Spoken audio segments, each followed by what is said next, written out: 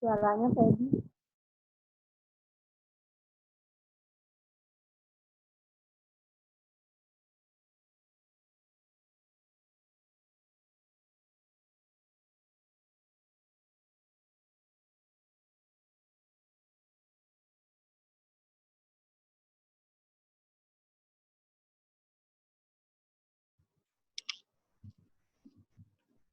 Kelihatan?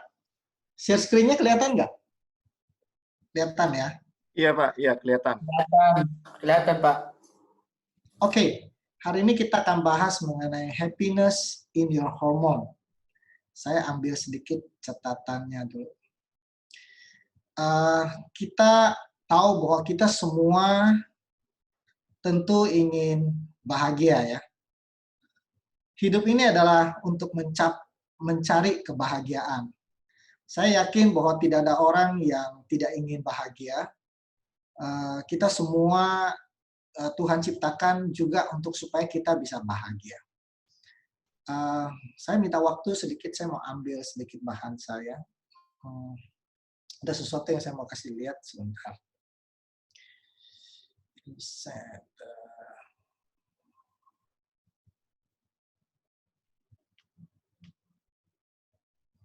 Healthcare output untuk kesehatan.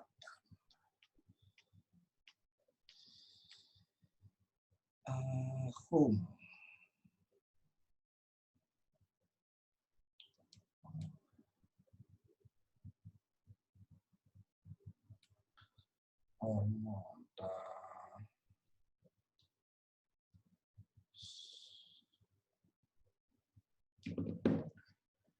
Oke, ya kita mulai aja deh. Jadi kita lihat bahwa orang mencari kebahagiaan dengan berbagai macam cara ya. Ada yang dengan cara ingin menjadi orang yang terkenal, famous. Bukan? Dengan pikir bahwa kalau kita menjadi orang terkenal, kita akan bahagia. Atau mungkin ada yang bilang kita akan bahagia kalau kita punya rumah yang besar, punya uang yang banyak, kita akan bahagia. Atau kalau kita bilang kita bahagia kalau kita punya suami yang baik atau istri yang baik. Tapi benarkah kebahagiaan bisa didapat dari ketenaran, bisa didapat dari uang yang banyak? Kita lihat ini ada yang kenal nih siapa? Robin Williams ya. Seorang yang sangat terkenal, orang kaya juga, dia juga sudah famous, tapi dia harus mengakhiri hidupnya dengan bunuh diri. Sangat tragis ya. Apa yang kurang? Uang dia punya. Ketenaran, tidak ada orang mungkin yang nggak kenal dia. Lalu, kenapa dia harus bunuh diri? Ternyata dia tidak mendapatkan kebahagiaan seperti yang dipikirkan orang, bahwa kalau kita punya harta banyak, kita punya rumah bagus, kita punya segalanya, kita akan bahagia. Ternyata enggak juga. Jadi sebetulnya kita lihat bahwa Tuhan ingin kita bahagia. Di dalam Yohanes 10 ayat 10 dikatakan, aku datang supaya mereka mempunyai hidup dan mempunyainya dalam segala kelimpahan. Jadi Tuhan ingin kita bahagia, dan bahagianya nggak tanggung-tanggung. Dia ingin kita bahagia sampai satu kebahagiaan yang berkelimpahan. Nah, 1 Korintus 2 ayat 9 juga dikatakan bahwa seperti ada tertulis, apa yang tidak pernah dilihat oleh mata, yang tidak pernah didengar oleh telinga, dan yang tidak dapat timbul di dalam hati manusia, semua disediakan Allah untuk mereka yang mengasihi Dia. Jadi kita lihat bahwa Tuhan ingin kita bahagia bukan hanya di dunia ini saja, tapi juga di dunia yang akan datang. Dikatakan Tuhan menyediakan bagi kita satu tempat yang kita nggak pernah lihat, kita nggak pernah dengar. Tapi yang jelas tempat itu, walaupun kita nggak pernah lihat, kita percaya bahwa itu adalah tempat yang bahagia, bukan? Yang membuat kita bahagia. Setuju nggak, Muti? Bahwa tempat itu adalah tempat yang bahagia. Dari mana kita tahu? Kan kita nggak pernah lihat, nggak pernah dengar, nggak pernah kebayang. Kok kita tahu bahwa di situ kita bisa bahagia? Ada yang bisa bantu saya nggak ya bahwa di surga kita bahagia? Dari mana kita tahu?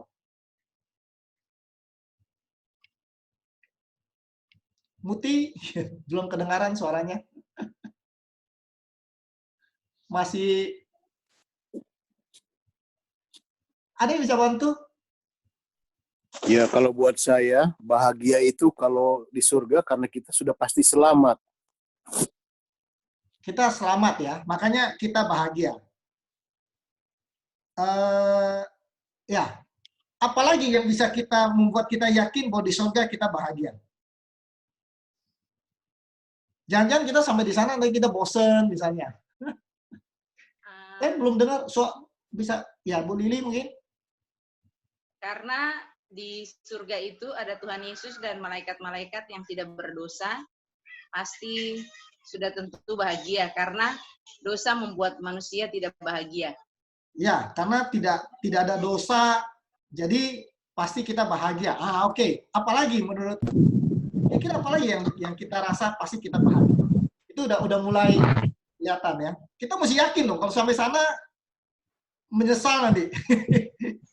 Apalagi?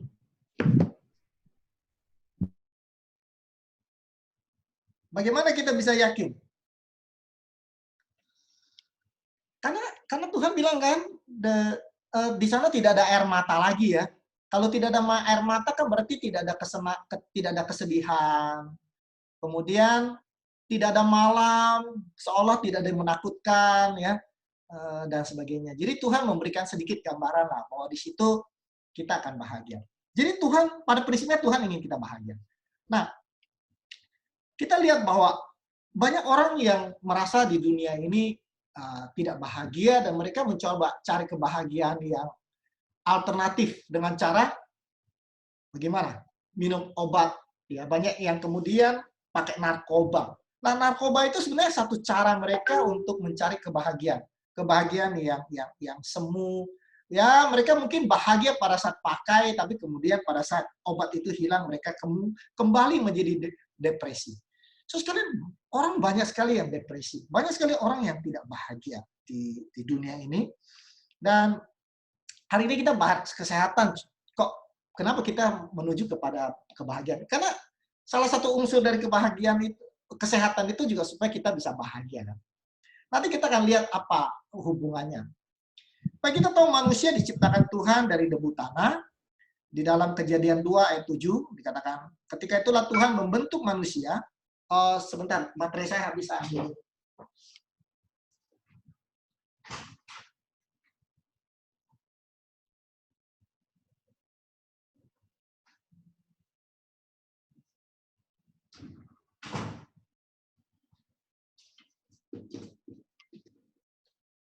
Oke.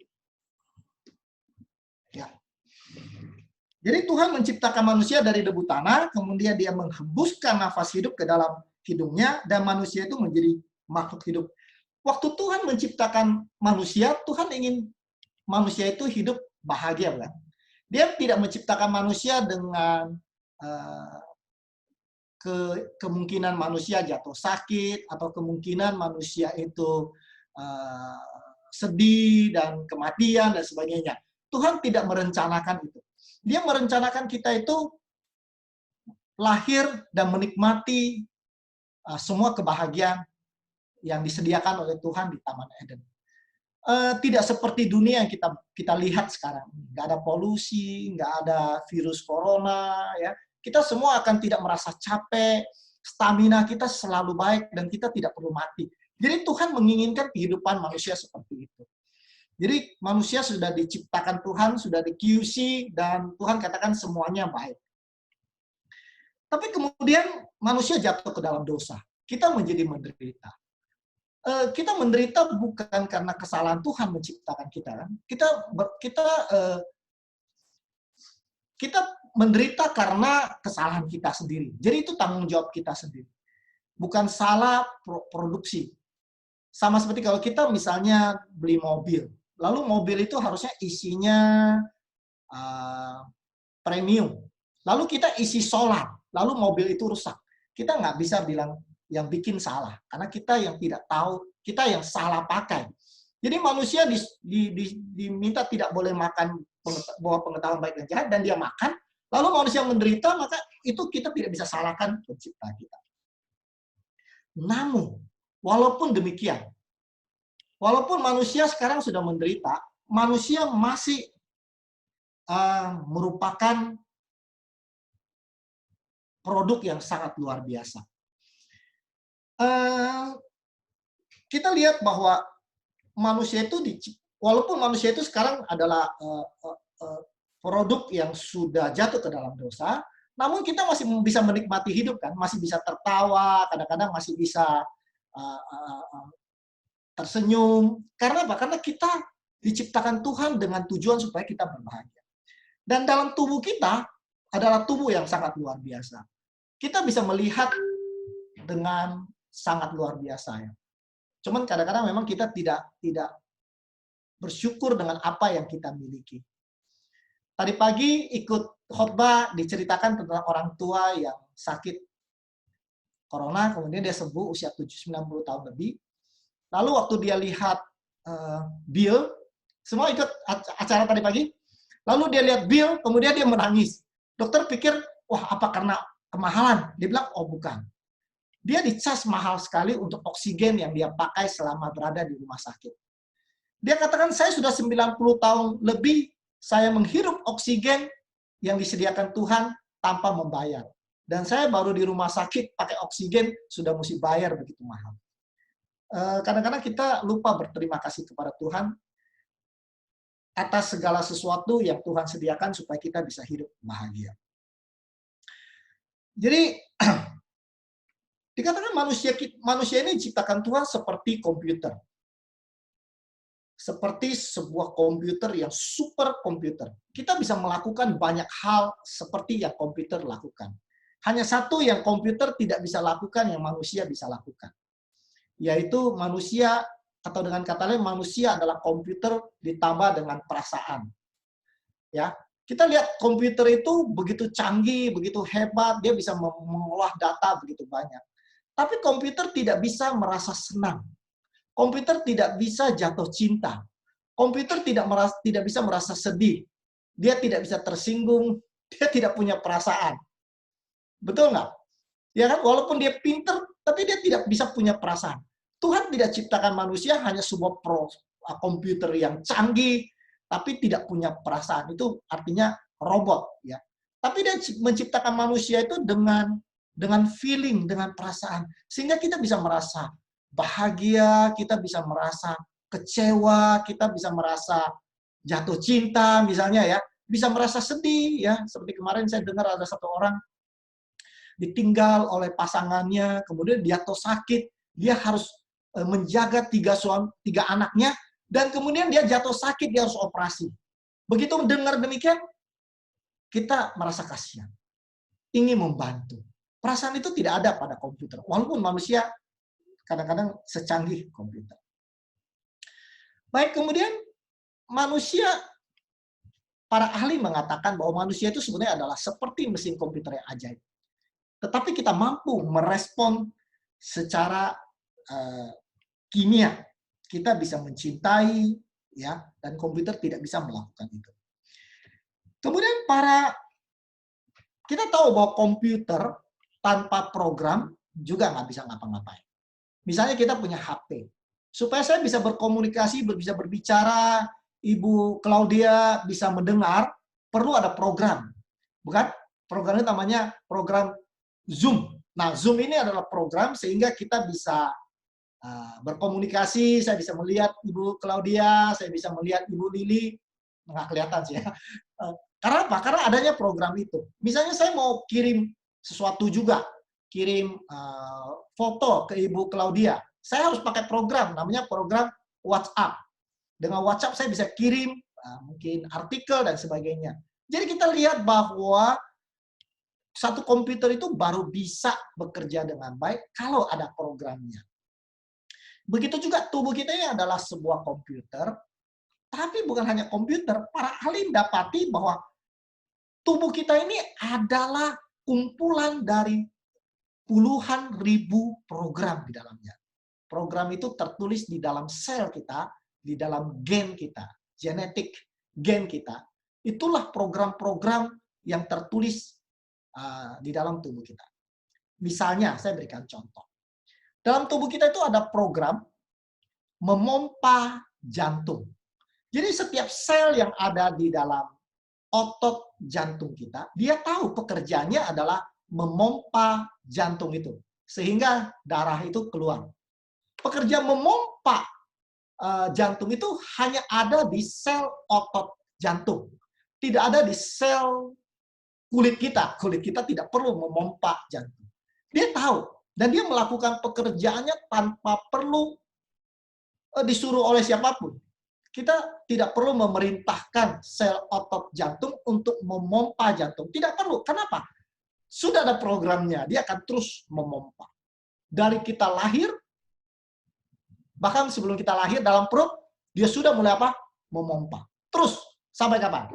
Sampai kita lahir, sampai kita mati, dia akan terus memompa. Itulah apa namanya program di dalam tubuh kita. Saya berikan contoh yang lain. Kita makan.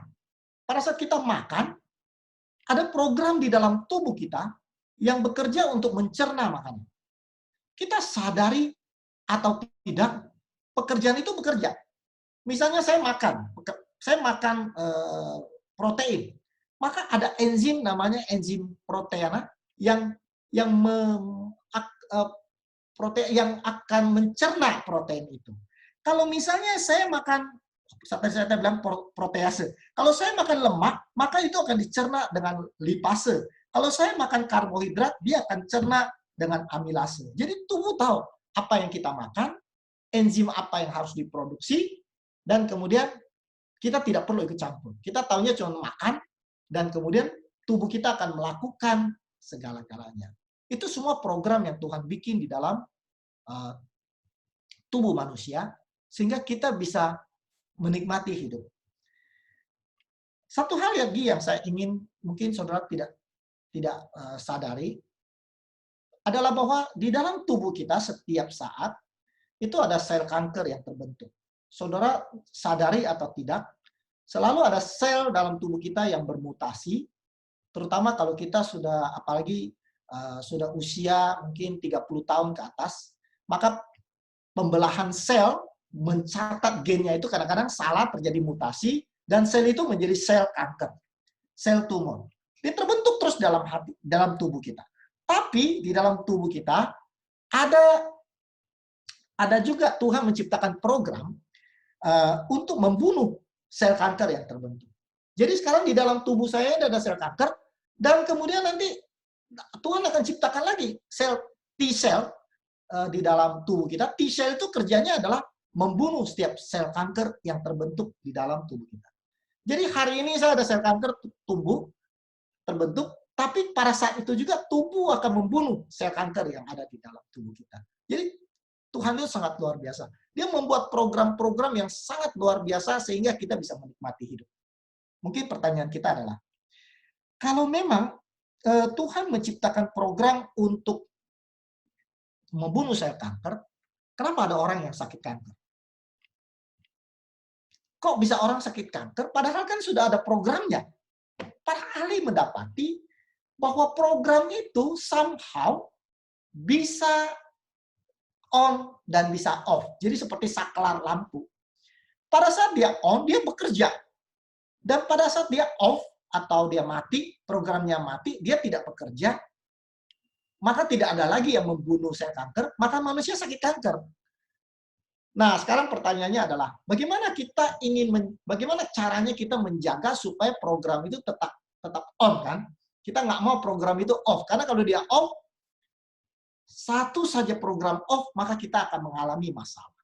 Program pencernaan kalau off, kita akan merasakan kembung, lalu kemudian diare, dan sebagainya. Semua itu terjadi karena ada sesuatu yang salah di dalam tubuh kita. Programnya ngaco, dia tidak off, dia tidak on, tapi dia dalam keadaan off. Saudara tahu apa yang bisa bikin program itu on? Ini yang sangat luar biasa. Para ahli masih mencari tahu. Tapi dikatakan bahwa ternyata yang bisa membuat dia on dan off adalah satu unsur vitamin K. Anda tahu apa itu? Ada yang bisa tebak apa itu?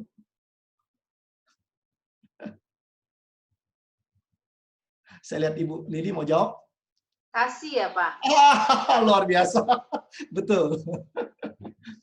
Ternyata kasih itu bisa membuat itu on. Dan sebaliknya, egoisan, ya, depresi, itu bisa membuat program itu menjadi off. Saya kebetulan, saya mungkin pernah cerita, saya dengan Ibu Pitlin sering membantu Ibu Pitlin memberikan konsultasi untuk orang-orang yang sakit kanker. Dan saya perhatikan rata-rata mereka yang sakit kanker, saya tidak katakan semua ya, tapi majority mereka mempunyai masalah dengan otak mereka. Kita gali-gali, pasti ada sesuatu yang menyebabkan mereka depresi. Apakah karena suaminya, apakah karena anaknya, atau karena saudaranya. Ya, pernah ada satu kali seorang bapak itu stres sekali. Karena dia tinggal di seberang rumah kakaknya, dan kakaknya itu dia benci sekali. Dan rasa benci itu membuat dia stres, dan dia sakit kanker. Jadi selalu ada sesuatu yang bikin mereka stres, dan itu menyebabkan T-cell-nya nggak bisa bekerja dalam keadaan off. Nah, saya ingin berikan Anda beberapa tips bahwa Tuhan sebenarnya tidak ingin kita menderita. Tuhan tidak ingin semua program di dalam tubuh kita itu dalam keadaan off, sehingga Tuhan memberikan kita hormon-hormon yang bisa membuat manusia itu bahagia. Saya berikan contoh, bagaimana Anda melihat foto ini? Ada rasa tersenyum, ya, ada rasa gemes. Saya lihat Ibu Lili sudah tersenyum, ya. Itu dari mana? Itu adalah hormon yang Tuhan berikan bekerja di dalam otak kita, bekerja di dalam penglihatan kita, sehingga kita lihat anak kecil tersenyum seperti itu, gemes, ya. Kalau Anda taruh itu depan komputer, komputer tidak bisa respon. Karena komputer biarpun canggih, dia tidak punya tidak punya kemampuan untuk merespon terhadap foto yang lucu. Kalau saudara ambil foto ini, Anda kasih lihat seseorang, lalu orang itu mukanya tidak ada perubahan sama sekali. Dia melihat dengan air muka yang tidak berubah, Anda tahu orang itu bermasalah. Bukan? Kita tahu bahwa orang itu sudah dalam keadaan yang tidak bisa merespon terhadap sesuatu yang indah, maka hidupnya bermasalah. Programnya mungkin sudah dalam keadaan off. Tuhan ingin kita bahagia, dari mana kita tahu? Tuhan memberikan kita hormon yang diproduksi di dalam otak kita, dan hormon itu membuat kita mampu untuk bahagia, membuat kita berbeda dengan komputer. Hormon yang pertama saya kasih namanya serotonin. Pernah dengar ya? Serotonin. Saya kasih nama ini adalah hormon damai sejahtera. Kalau kita dalam tubuh kita itu ada serotonin yang diproduksi sehingga kita merasakan rasa damai. Kita tidak takut, kita tidak khawatir, kita merasa bahwa hidup kita ini kayaknya dipelihara oleh Tuhan. Kita bisa merasa damai sejahtera. Kalau tidak ada hormon itu, kita akan selalu merasa khawatir, takut, depresi. Kalau ini tidak diproduksi dalam keadaan yang cukup, kita tidak akan pernah bisa merasa tersenyum dan sebagainya. Tuhan mengatakan dalam 2 Tesalonika 3:16, dan Ia, Tuhan damai sejahtera, kiranya mengaruniakan damai sejahteranya terus-menerus kepada kita dalam segala hal, kepada kita. Jadi kita lihat bahwa Tuhan sebagai sumber daripada damai sejahtera, Dia memberikan kepada kita damai sejahtera melalui apa? Serotonin. Jadi pada serotonin itu diproduksi di dalam pikiran kita, kita akan merasa damai. Contohnya misalnya, Anda melihat, Anda berada satu tempat di mana ada pepohonan, Anda lihat ada danaunya, mungkin ada ikan-ikan sedang berenang di situ. Ada nggak perasaan damai? Ada? Ada ya? Bagaimana, Bu Claudia, ada ya? Karena apa? Karena adanya serotonin tadi. Kalau tidak ada, saya nggak tahu kalau kucing di situ, apa kucing itu merasa damai sejahtera, saya nggak tahu. Mungkin nggak ya. Tuhan tidak ciptakan dia secanggih itu untuk merasa damai sejahtera. Tapi manusia yang dikasih oleh Tuhan, yang diciptakan menurut petanya, Tuhan ingin kita merasa damai sejahtera. Saya berikan contoh gambar yang kedua. Air terjun ya. Anda lihat lukisan ini. Merasa nggak ada perasaan, aduh gimana rasanya? Ada ya? Ada ya? Atau Anda melihat misalnya anak datang, kemudian memeluk kita. Pada saat dia memeluk kita, tanpa kita suruh, tanpa kita minta, dia peluk kita. Ada nggak rasa perasaan damai? Saya nggak tahu. Anda merasa damai nggak kalau anak Anda tiba-tiba bangun terus dia peluk kita, papa ya atau mama? Rasanya itu damai, sejahtera. Dari mana itu datang? Serotonin. Hormon yang Tuhan ciptakan untuk kita. Atau misalnya Anda lagi berada di konser, dengar lagu misalnya apa itu namanya? Haleluya, haleluya. Haleluya, haleluya, haleluya. Wah, kita dengarnya rasanya tuh seperti Tuhan ada dalam hati kita. Rasa damai sejahtera. Itu hanya bisa terjadi karena serotonin ada di dalam otak kita. Seorang dokter ahli mengatakan, namanya Molly Crockett, dia katakan, serotonin yang juga dikenal sebagai neurotransmitter, penghantar signal saraf, itu menjadi target obat-obat antidepresan. Jadi orang juga membuat obat antidepresi memakai serotonin. Tetapi tentu ini adalah serotonin yang Tuhan berikan secara alami kepada manusia supaya kita bisa merasa damai sejahtera. Kalau kita merasa damai sejahtera, maka tubuh kita juga merasakan damai sejahtera. Setiap sel di dalam tubuh kita juga merasa damai sejahtera. Dan gen program kita itu juga merasa damai sejahtera. Sehingga gen yang mati, program yang pasif, dia akan menjadi aktif kembali. Program yang mati akan hidup kembali, turn on kembali. Jadi dia akan bekerja dan kita akan merasakan tubuh yang sehat. Jadi perlu merasa apa? Damai sejahtera. Tapi Tuhan kita adalah Tuhan yang dikatakan pada saat dia memberikan sesuatu, dia memberikannya dalam kelimpahan. Tidak cukup satu. Dia berikan kita melatonin. Apa itu melatonin? Ada yang tahu apa itu melatonin? Melatonin itu adalah satu hormon yang Tuhan berikan kepada kita, sehingga kita bisa merasa ngantuk, lelah, terus kita ngantuk.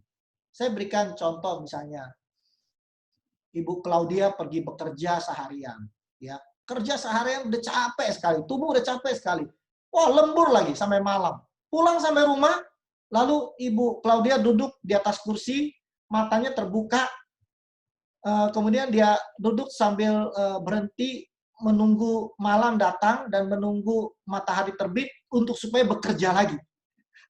Kira-kira bahagia nggak? Saya nggak yakin bahagia ya. Karena tubuh itu dalam keadaan capek. Dan Tuhan tahu, Tuhan kasih melatonin. Begitu melatoninnya mulai kerja, Ibu Claudia yang tadinya udah pulang udah capek, tiba-tiba merasa ngantuk. Lalu kemudian dia tertidur. 8 jam kemudian dia bangun. Saya mau tanya, masih capek nggak? Hilang capeknya. Masih pegel nggak? Hilang pegelnya. Dia penuh dengan semangat dan dia pergi bekerja. Tuhan tahu manusia perlu istirahat. Dia kasih kita tidur 8 jam. Begitu waktunya sampai, ngantuk itu datang. Kita nggak pernah berterima kasih kepada Tuhan ya. Sampai kapan? Sampai satu kali kita kena penyakit tidak bisa tidur. Ada banyak sekali orang yang tidak bisa tidur. Baru kita merasa betapa pentingnya rasa ngantuk yang datang setiap malam. Tapi orang abuse ya. Pada saat Tuhan kasih ngantuk, istirahatlah. Minum kopi supaya segar. Ya. Nggak bisa tidur, kerja sampai pagi. Kita abuse tubuh kita. Padahal Tuhan mau kita istirahat. Dan kita menjadi orang Kristen, jadi orang Advent bersyukur. Tuhan bilang, saya mau kamu beristirahat 1 hari dalam 1 minggu. Tuhan katakan, datanglah kepadaku engkau yang apa? Letih, lesu, beban berat. Aku akan memberikan apa? Perhentian. Memberikan apa? Istirahat kepada kita supaya kita menjadi orang yang selalu segar. Tubuh kita mempunyai kekuatan. Karena apa? Melatonin. Baik, jadi melatonin itu adalah tidur nyenyak yang Tuhan berikan kepada kita. Mazmur 4 ayat 8. Dengan tentram aku mau membaringkan diri, lalu segera tidur. Sebab hanya Engkaulah ya Tuhan yang membiarkan aku diam dengan aman. Jadi kalau kita setia kepada Tuhan, maka sebetulnya kita akan bisa mengizinkan melatonin bekerja. Tapi kadang-kadang melatonin sudah bekerja, sudah ngantuk, tapi kita nggak bisa tidur. Kenapa? Karena kita memikirkan banyak pikiran yang sebetulnya tidak perlu kita pikirkan. Kita khawatir, kita tidak percaya Tuhan bisa menangani masalah, kita takut A, takut B, sehingga ketakutan itu justru membuat kita menderita. Baik. Lalu Tuhan kasih lagi hormon yang ketiga. Apa itu? Endorfin. Saya kasih nama endorfin itu hormon sukacita. Endorfin itu memberikan kita rasa gembira. Ya, kalau saya cerita lelucon, misalnya ada sesuatu yang lucu, lalu kemudian ibu-ibu di sini tidak bisa tertawa, berarti kurang endorfin. Tidak mampu tertawa, nggak kurang endorfin. Nah, endorfin itu membuat kita bisa tertawa. Kalau ada yang lucu, kita tertawa, ya. Itu endorfin. Tuhan ingin kita bahagia, makanya dia kasih kita endorfin. Selain membuat kita bisa tertawa, sukacita, endorfin itu juga memberi kita kekuatan pada masa-masa emergency. Saya berikan contoh. Seorang tentara di medan perang, dia mungkin tertembak. Waktu dia tertembak, dia tidak merasa sakit. Dia terus ikut menembakin musuh, dan dia tidak merasakan sakit. Sampai perang itu usai, baru dia merasa sakit. Apa yang membuat dia tidak sakit adalah endorfin. Mungkin contoh itu nggak cocok. Saya kasih contoh yang lain. Seorang ibu, waktu dia lihat anaknya tertimpa dengan lemari, dia datang dan dia angkat itu lemari, anaknya bebas. Lalu kemudian anaknya selamat. Terus kemudian teman-temannya tanya, ibu kok bisa angkat itu lemari ya? Coba angkat lagi. Dia mau angkat, nggak bisa lagi. Dia nggak kuat. Tapi pada saat anaknya sedang terjepit, dia angkat, dia kuat. Saudara tahu apa yang membuat dia kuat? Endorfin. Memberikan dia kekuatan ekstra. Jadi kita lihat bahwa Tuhan ingin manusia bahagia, sehingga dia memberikan kepada kita hormon sukacita. Tuhan katakan, bersukacitalah senantiasa dalam Tuhan. Sekali lagi kukatakan, bersukacitalah. Sukacita itu adalah satu perintah di sini. Bersukacitalah, tersenyumlah. Kalau sedang jalan, nah satu hal lagi, kalau kita sedang stres, jangan berkurung dalam kamar. Karena sumber endorfin itu kita dapat pada saat kita olahraga, jalan pagi. Pada saat kita berjalan, endorfin diproduksi. Ada satu lagi endorfin diproduksi pada saat kita memberi. Dikatakan, pada saat kita menolong orang. Endorfin itu akan diproduksi di dalam otak kita. Manusia membuat endorfin juga. Dikasih nama morfin. Itu adalah endorfin. Tapi ciptaan manusia membuat manusia senang seketika. Tapi begitu dia habis, kita akan depresi jauh lebih dalam. Tapi endorfin yang Tuhan ciptakan adalah sukacita yang sejati. Umat Tuhan harus mempunyai endorfin yang banyak. Makanya hidup sehat bukan hanya sekedar sehat, tapi hidup sehat itu membuat kita bahagia. Olahraga membuat kita bahagia, membuat kita sukacita, membuat kita tersenyum, membuat kita ketawa, membuat kita bisa tidur nyenyak, sehingga orang luar melihat kita, apa yang membedakan orang Kristen ya? Oh, rupanya mereka hidup sehat, hormon mereka banyak, mereka bahagia. Siapa sih Tuhannya? Lalu kita bisa kenalkan Tuhan kita. Baik, berikutnya ada lagi yang dinamakan sebagai kolesistokinin. Nah, terlalu panjang. Biasanya disingkat jadi CCK. CCK ini adalah hormon yang membuat kita merasa puas. Misalnya kita lapar, lalu kita diberikan makanan, lalu kita makan. Setelah kita makan, apa perasaan yang kita rasakan? Kenyang ya? Rasa kenyang kan? Dari mana datang rasa kenyang? CCK ini. CCK itu membuat kita rasa kenyang, kita merasa puas dengan apa yang kita miliki. Tanpa CCK, walaupun punya istri cantik, walaupun punya suami ganteng, walaupun punya uang banyak di bank, kita tidak akan pernah merasa puas. Kita akan terus mencari. Tapi CCK membuat kita mampu merasa, cukuplah, konten, sudahlah. Saya merasa bahagia dengan apa yang saya miliki. Kenapa? CCK. Banyak sekali masalah hidup kita ini terjadi oleh karena kita tidak tahu merasa cukup. Betul ya? Jadi biasanya dalam seminar rumah tangga kita selalu ingatkan kepada istri-istri, jangan dorong suami Anda untuk bersaing dengan tetangga. Ini adalah kesalahan ya. Sehingga suami Anda menjadi stres ya.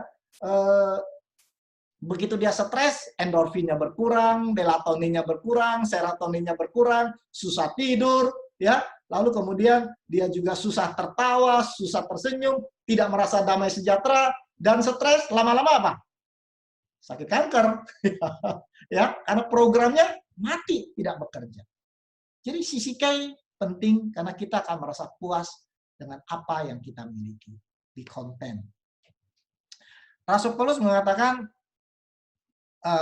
kukatakan ini bukan karena kekurangan, sebab aku telah belajar mencukupkan diri dalam segala keadaan. Jadi Rasul Paulus katakan, saya pernah jadi orang kaya, tapi saya belajar untuk hidup cukup. Ada banyak orang yang hidup gajinya 3 juta, tapi hidup pengeluarannya 7 juta. Bisa bahagia nggak? Nggak bisa bahagia. Hidup akan dikejar-kejar oleh hutang. Apa jalan keluarnya? Ada satu jalan keluar, namanya operasi plastik. Gunting kartu kreditnya. Maka kita tidak perlu hidup di dalam hutang.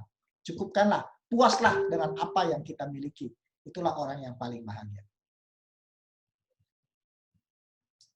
Apa ini? Sisi K, kepuasan. Baik. Lalu dopamin.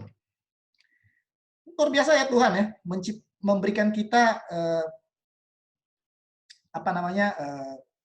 tidak tanggung-tanggung. Apa itu dopamin? Nah, dopamin ini adalah hormon yang memberikan kita kebahagiaan yang meluap-luap dan romantisme. Seseorang bisa jatuh cinta karena apa? Karena hormon dopamin diproduksi dalam otaknya. Seseorang pria bisa mengajak istrinya makan malam dengan lilin, candlelight dinner. Kenapa? Dopamin. Jadi kalau ibu-ibu suaminya jarang ajak makan malam dengan lilin, mungkin dopaminnya kurang. Kasih makan sayur yang banyak supaya dopaminnya diproduksi. Nah, dopamin ini juga membuat orang bisa excitement, gembira bukan main. Misalnya ya, satu orang dia nonton bola. Lalu bola itu ditendang dari kanan kemudian ke kiri, lalu kemudian orang itu menendang dengan keras dan bola itu masuk gawang. Bagi orang yang punya dopamin, dia akan teriak, gol ya, betul ya. Tapi kalau orang tidak punya dopamin, dia akan bilang, oh ya, bolanya masuk ke gawang. Berarti dia menang. Sebuah fakta. Bukan sesuatu kegembiraan yang meluap-luap. Jadi Tuhan ingin kita mempunyai satu kegembiraan yang meluap-luap, makanya Tuhan berikan hormon dopamin. Jadi kalau ada seorang datang kepada Bu Claudia atau Ibu Lili, kasih kabar berita yang baik ya, maka kita bisa tertawa, bukan? Kenapa? Karena ada dopamin. Jadi ini semua, baik serotonin, melatonin, endorfin, sisi K, dopamin, Tuhan ciptakan dengan satu tujuan, supaya kita bahagia. Begitu kita bahagia, tubuh kita bahagia, sel kita bahagia, program kita bahagia, semua program yang tidur akan bangun. Program yang tadinya pasif jadi aktif.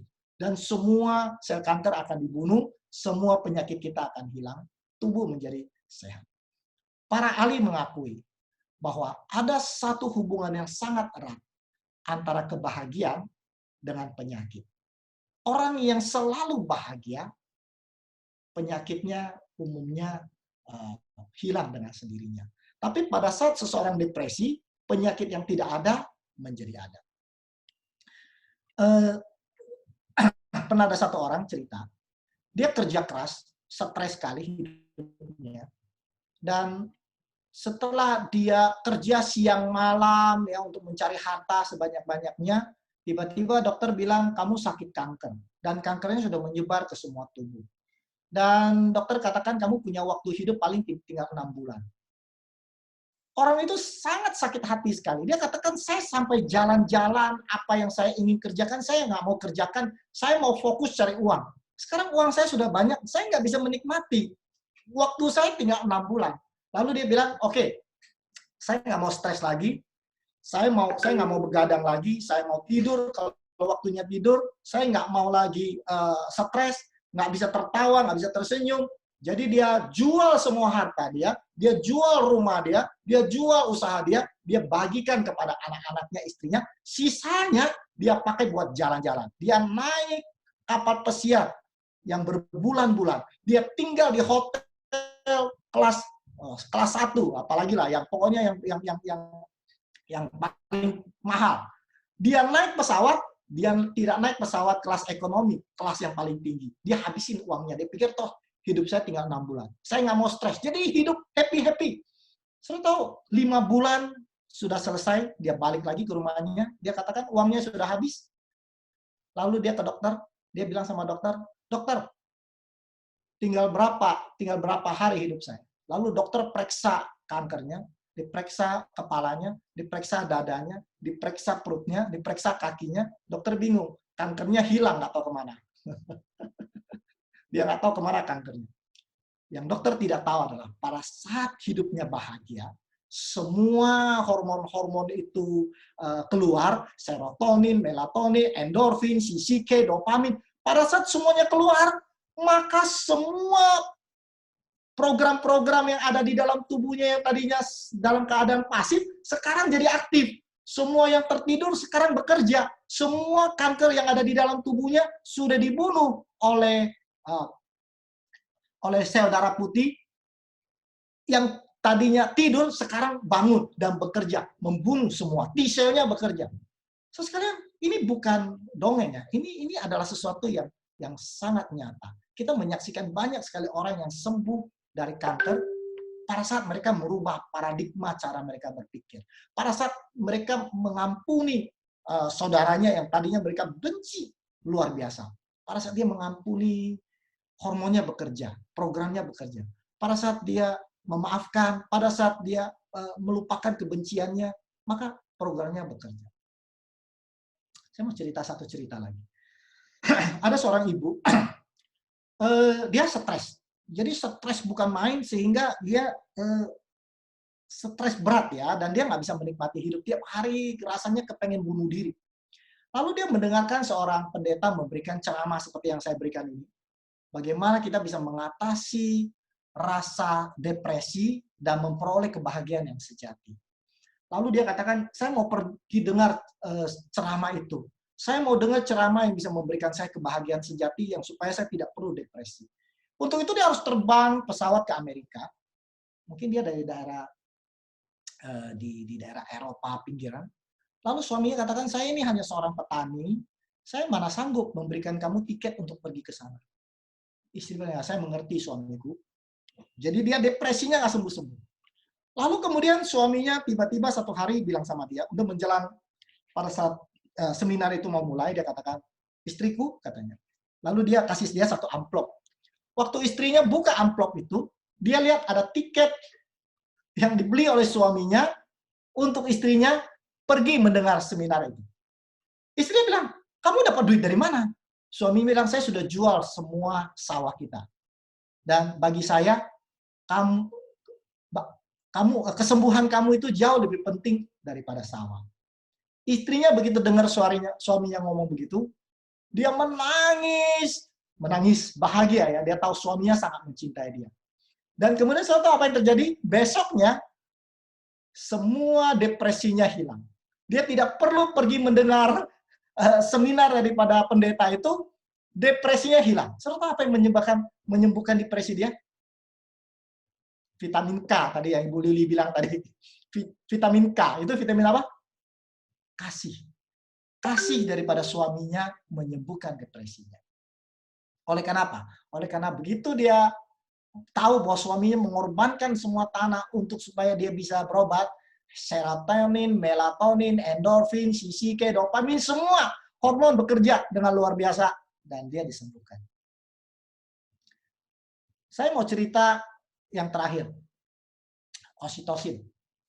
Oksitosin ini berbeda dengan hormon yang lain. Kalau hormon yang lain kita bisa rasakan sendiri. Hormon oksitosin itu bisa dirasakan pada saat ada dua insan menjadi satu. Ada dua insan menjadi satu. Saya berikan contoh adalah pada saat seorang ibu melahirkan anak.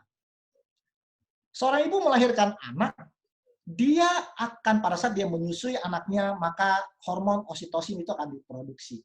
Oksitosin itu mengikat seorang ibu dengan sang anak begitu eratnya, sehingga si ibu itu bahkan dia siap mati untuk anaknya.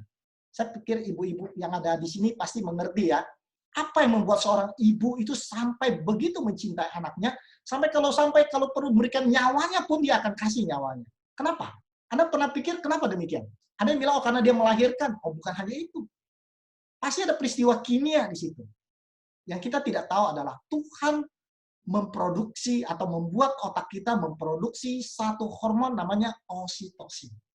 Oksitosin itu memberi kita merasa bahagia meskipun kita berkorban, kita tidak menjadi masalah.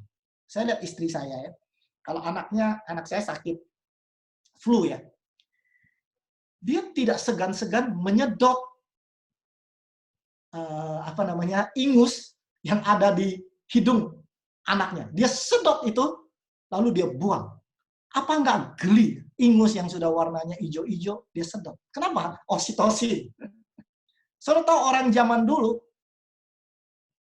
kalau orang dunia panggilnya mungkin suami istri ya, dua menjadi satu pada saat mereka mengadakan hubungan badan, ada rasa yang disebut orgasme.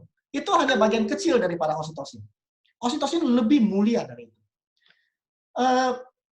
Kita ingat orang yang mengasihi Tuhan. Mungkin kita bilang, oh saya belum punya anak, saya nggak punya suami, saya nggak punya istri, jadi saya nggak pernah dong mengalami oksitosin.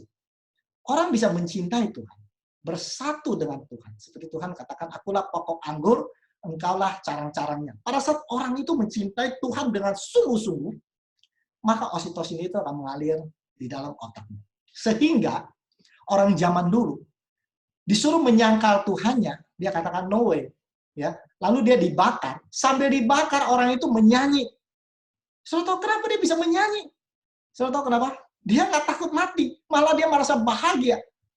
Karena oksitosin diproduksi di dalam otaknya. Kalau kita sudah mencintai Tuhan dengan demikian rupa, sehingga dua menjadi satu, pokok anggur dan carangnya, maka kita tidak takut menderita untuk Tuhan. Oksitosin sudah diproduksi. Oksitosin ini saya berikan nama kebahagiaan sejati. Serta orang Tionghoa mempunyai satu tulisan mengenai kebahagiaan. Tulisan kebahagiaan ini terdiri dari 1, 2, 3, 4 karakter. Ya, kita belajar bahasa Mandarin sedikit ya. Karakter yang pertama di sebelah kanan ada 3 karakter. Itu 1 mulut taman. Ya, 1 mulut taman itu artinya apa? 1 orang di taman. Itu bukan bahagia. Harus ada Tuhan di sebelah kanan, itu baru bahagia. Jadi Adam berada di Taman Firdaus, Taman Eden, yang begitu indah, itu tidak memberikan dia kebahagiaan. Pada saat ada Tuhan di sampingnya, baru dia bahagia. Itulah yang membuat Adam dan Hawa bahagia. Tapi pada saat Tuhan berpisah dengannya, maka manusia menderita. Yang saya mau sampaikan adalah, kita boleh jadi orang yang kaya, orang yang memiliki ketenaran, memiliki harta yang banyak, memiliki sahabat yang banyak, tanpa Tuhan di samping kita, maka itu bukan kebahagiaan. Oksitosin sejati tidak akan ada di dalam diri kita. Tapi kalau kita memiliki hubungan yang baik dengan Tuhan, oksitosin bekerja, kita akan merasa damai sejahtera, kita akan merasakan sukacita, kita akan merasakan kebahagiaan yang sejati, walaupun kita dalam kondisi yang tidak menguntungkan. Walaupun kita terkena corona dan berada di rumah sakit. Walaupun kita berpisah dengan orang yang kita kasihi. Tapi tidak akan membuat kita depresi, karena oksitosin bekerja. Karena kita bersatu dengan Tuhan kita. Karena kita percaya Tuhan kita tidak akan meninggalkan kita. Walaupun orang-orang yang kita kasihi meninggalkan kita. Kita tahu Tuhan akan selalu bersama dengan kita, walaupun kita berada di dalam lembah kekelaman. Bayang-bayang maut. Tapi Tuhan tidak pernah meninggalkan kita. Itulah hormon oksitosin. Baik, mungkin ini adalah seminar yang tidak 100% kesehatan, tapi ini terbukti bahwa memberikan kepada kita rasa sehat yang sejati. Di dalam unsur kesehatan ada yang namanya trust in God. trust in God itu adalah artinya pada saat kita percaya kepada Tuhan, kita tidak khawatir dengan hidup, dan pada saat kita tidak khawatir dengan hidup, tidak takut dengan kehidupan, maka kita akan memperoleh kesehatan yang justru jauh lebih baik daripada orang yang menjaga kesehatan, tapi kemudian mereka penuh dengan ketakutan. Dan takut itu kadang-kadang justru lebih merusak daripada kesehatan itu sendiri. Jadi, mudah-mudahan pelajaran pada sore hari ini menolong kita untuk lebih percaya kepada Tuhan, bahwa Tuhan ingin kita bahagia, bahwa kalau kita nggak bahagia bukan salah Tuhan, karena Tuhan sudah menciptakan semua unsur yang bisa membuat kita bahagia. Tuhan tidak berikan itu kepada seekor kucing atau seekor semut, tapi dia berikan kepada manusia, supaya kita bisa bahagia. Mudah-mudahan Ibu Lili, Ibu Claudia, dan yang lain-lain yang hadir pada malam ini, yang saya tidak lihat, seminar ini menolong kita untuk jadi bahagia. Jadi tersenyumlah, tertawalah, karena itu akan membuat kita lebih sehat. Saya udah lihat Ibu Claudia tertawa. Ya, itu saja yang saya bisa sampaikan. Mudah-mudahan mulai hari ini, besok pagi, jalan pagi, sambil jalan pagi, senyum. Ketemu Pak Hansip, senyum. Ya, melihat bunga, petik, nikmati hidup ini. Dan pada saat kita tersenyum, pada saat kita ketawa, wah makin banyak produksi hormon-hormon kebahagiaan di dalam hidup kita. Mari kita mulai hidup itu dengan kebahagiaan di dalam hati kita. Bangun tidur, berdoa kepada Tuhan, saya tidak akan membiarkan apapun, biar itu suami saya, istri saya, anak saya, membuat saya tidak bahagia pada hari ini. Karena Tuhan mau saya bahagia. Tuhan memberkati. Amin. Apakah ada pertanyaan? Saya serahkan kembali kemana nih protokolnya? Oh, ada ya? Oh, ada Muti. Sorry, saya tadi nggak lihat. Silakan. Bertanya. Ya. Bertanya Pak Edi. Ya, ya. Tadi akan ada hormon melatonin yang Ya. bisa bikin tidur nyenyak. Ini jujur nih. Memang waktu saya kerja, pulang tuh udah capek banget ya kerja. Jadi memang udah rasa ngantuk banget. Tapi sekarang nih, selama ini kita kan di rumah terus nih. Ya. Data Pak Edi. Ada nih beberapa teman-teman saya tuh di Nyur Melambai yang nggak bisa tidur.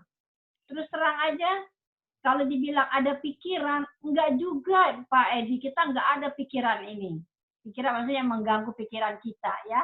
Akhirnya saya bilang ke teman saya itu, coba deh kita kerjanya mulai agak jam 6 itu kita baru setrika pakaian. Supaya dalam 1-2 jam kita setrika, nah udah waktu jam tidur kita capek. Akhirnya kita bikin begitu Pak Edi. Itu bagaimana? Waktu ditanya, enggak, gue enggak ada pikiran-pikiran apapun, enggak. Jadi itu akhirnya saya kasih solusi seperti itu, cobalah. Mulai sore baru kerja setrika pakaian, supaya kita capek, kita tidurnya langsung nyenyak. Oke, terima Itu kasih gimana? Ibu Claudia. Memang pada saat kita bertambah usia, ya, pada saat kita bertambah usia, produksi melatonin kita juga turun. Dikatakan bahwa memang kita juga jam tidur kita juga berkurang. Dan ada beberapa hal yang mungkin kita harus perhatikan.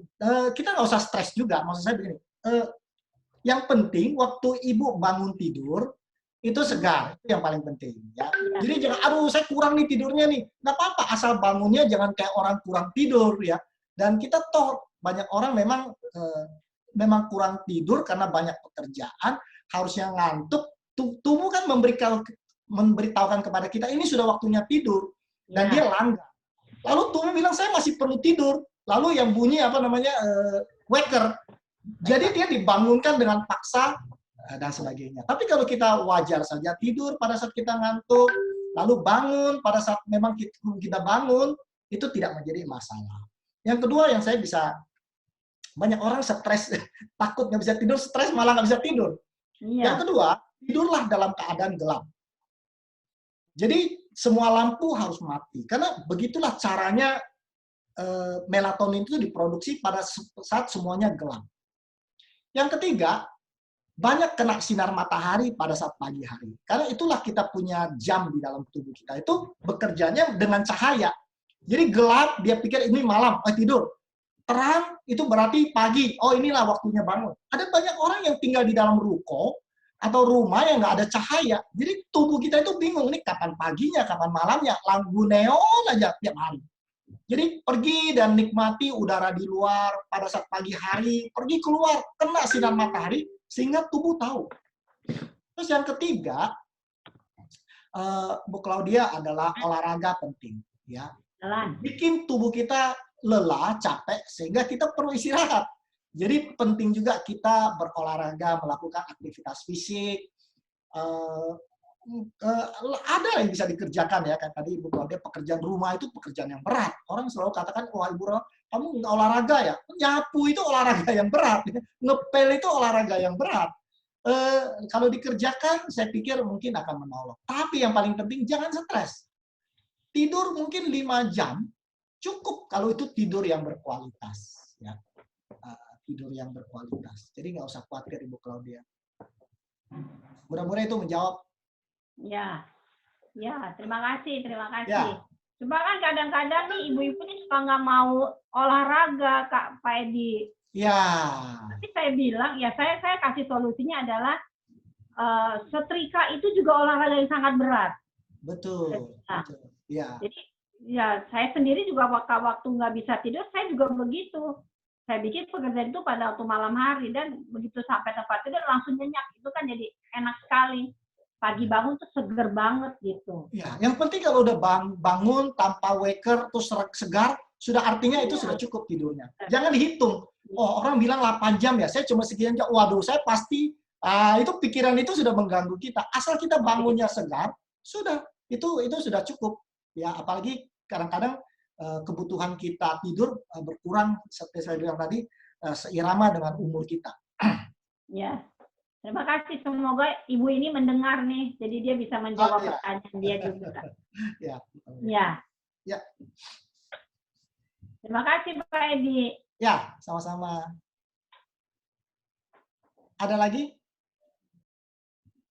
Pak Edi, saya mau tanya Pak Edi. Ya. Ada makanan-makanan tertentu nggak yang bisa menolong mempengaruhi semua hormon-hormon yang sudah dijelaskan oleh Bapak? Oke, pertanyaannya sangat bagus. Mereka mendapati bahwa sebenarnya kalau saya mau bahas ini sangat panjang, tapi mungkin tapi kalau saya ngomong nanti ada hubungan antara makanan dengan melatonin, ya. Mereka dapati orang yang makan sayur pagi hari, melatoninnya, mereka periksa melatonin itu dari air seni, air kencing. Mereka yang makan sayur itu air kencingnya tuh melatoninnya lebih banyak dibandingkan mereka yang makan daging. Itu penelitian di Jepang. Itu baru bicara melatonin. Kalau bicara yang lain-lain, ya sama juga. Jadi apa yang bisa menghasilkan hormon-hormon kebahagiaan adalah New Start. Sudah pernah ada New Start ya? Ya, makanan kita, olahraga, minum air putih, semua itu mempengaruhi. Tidak bisa hanya satu jenis makanan. Misalnya, kalau kita minum kopi, minum teh, dan sebagainya, itu akan mengganggu tentunya melatoninnya, melatonin dan sebagainya. Jadi kalau kita hidupnya sudah semakin sesuai dengan New Start, maka kita akan mendapatkan hasil yang lebih optimal. Misalnya kita jalan pagi, olahraga, kena sinar matahari, itu pengaruh dengan melatonin. Pas kita jalan, itu dapat juga serotonin dan sebagai endorfin. Itu semua pada saat tubuh sempurna, keluar semua dengan sendirinya. Jadi ya kita mesti belajar kesehatan, yaitu untuk supaya kesehatan itu juga bukan hanya membuat fisik sehat, pikiran juga sehat, dan kita bisa bahagia. Dengan sehat itu, kenapa orang yang lebih sehat lebih bahagia? Ya karena otaknya lebih sempurna memproduksi akan hormon-hormon yang membahagiakan itu. Jadi ya New Start, Bu Lili. Itu yang harus kita ajarkan kepada orang-orang.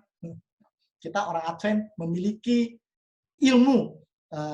Sebelum ilmu itu dibagikan, kita terapkan dulu. Kita harus bahagia dulu. Baru kita bisa mengenalkan Tuhan kita sebagai sumber kebahagiaan kepada orang lain. Kalau kita hidupnya itu mukanya panjang, kalau jalan kaki lihat ke bawah, kalau lagi jalan pagi lihatnya cuma ke bawah, ya siapa yang mau ikut Tuhan kita? Jadi orang Kristen harus orang yang gembira, menyenangkan, damai sejahtera, kalau kemana-mana membawa kedamaian, bukan membuat orang ribut, gosip, dan sebagainya ya. Jadi orang senang dengan kita, oleh karena kita ini mengeluarkan aura, aura kebahagiaan, damai sejahtera, sukacita. Inilah orang-orang Kristen kan, buah roh kan. Nah itulah, dari mana buah roh itu datang? Pada kita bersatu dengan Tuhan, hormon-hormon itu dikeluarkan, maka kita akan bisa menghasilkan semua roh, buah roh itu. Terima kasih Bu Lili. Ada lagi mungkin? Jadi mau tanya, bagaimana cara untuk mengendalikan stres atau pikiran orang yang terlalu banyak berpikir gitu, orang yang terlalu berpikiran akan sesuatu supaya tidak terlalu banyak berpikirkan, supaya bisa mengendalikan stres. Suara Muti tidak terlalu jelas, tapi kurang lebih katanya bagaimana mengatasi stres ya? Ya, mengendalikan stres atau banyak pikiran gitu. Jadi orang yang nggak terlalu ada masalah gitu terlalu dipikirkan gitu. Ah ya, betul. Ada orang memang yang tipe-tipe manusia beda ya. Ada tipe orang yang masalah besar aja nggak dipikirin. Ada orang yang masalah kecil aja jadi pikiran ya. Tipe orang memang beda-beda. Saya punya om ya. Om saya sekarang usia udah 80, mungkin udah hampir 87, udah hampir 88 ya. Dia tuh tipe orang yang, waduh, orang bilang langit runtuh aja dia nggak pusing, senyum-senyum aja ya. Memang bagi orang yang demikian dia beruntung karena dia punya tipe kepribadian yang mendukung dia menjadi orang yang panjang umur. Tapi kalau kita dapat tipe kepribadian yang ada hal yang kecil aja kita khawatirin, kita mesti banyak belajar mengatasi perasaan kita. Saya punya beberapa metode. Satu adalah kalau ada masalah saya pikirkan paling jelek apa sih? Misalnya saya tiba-tiba ada customer marah-marah.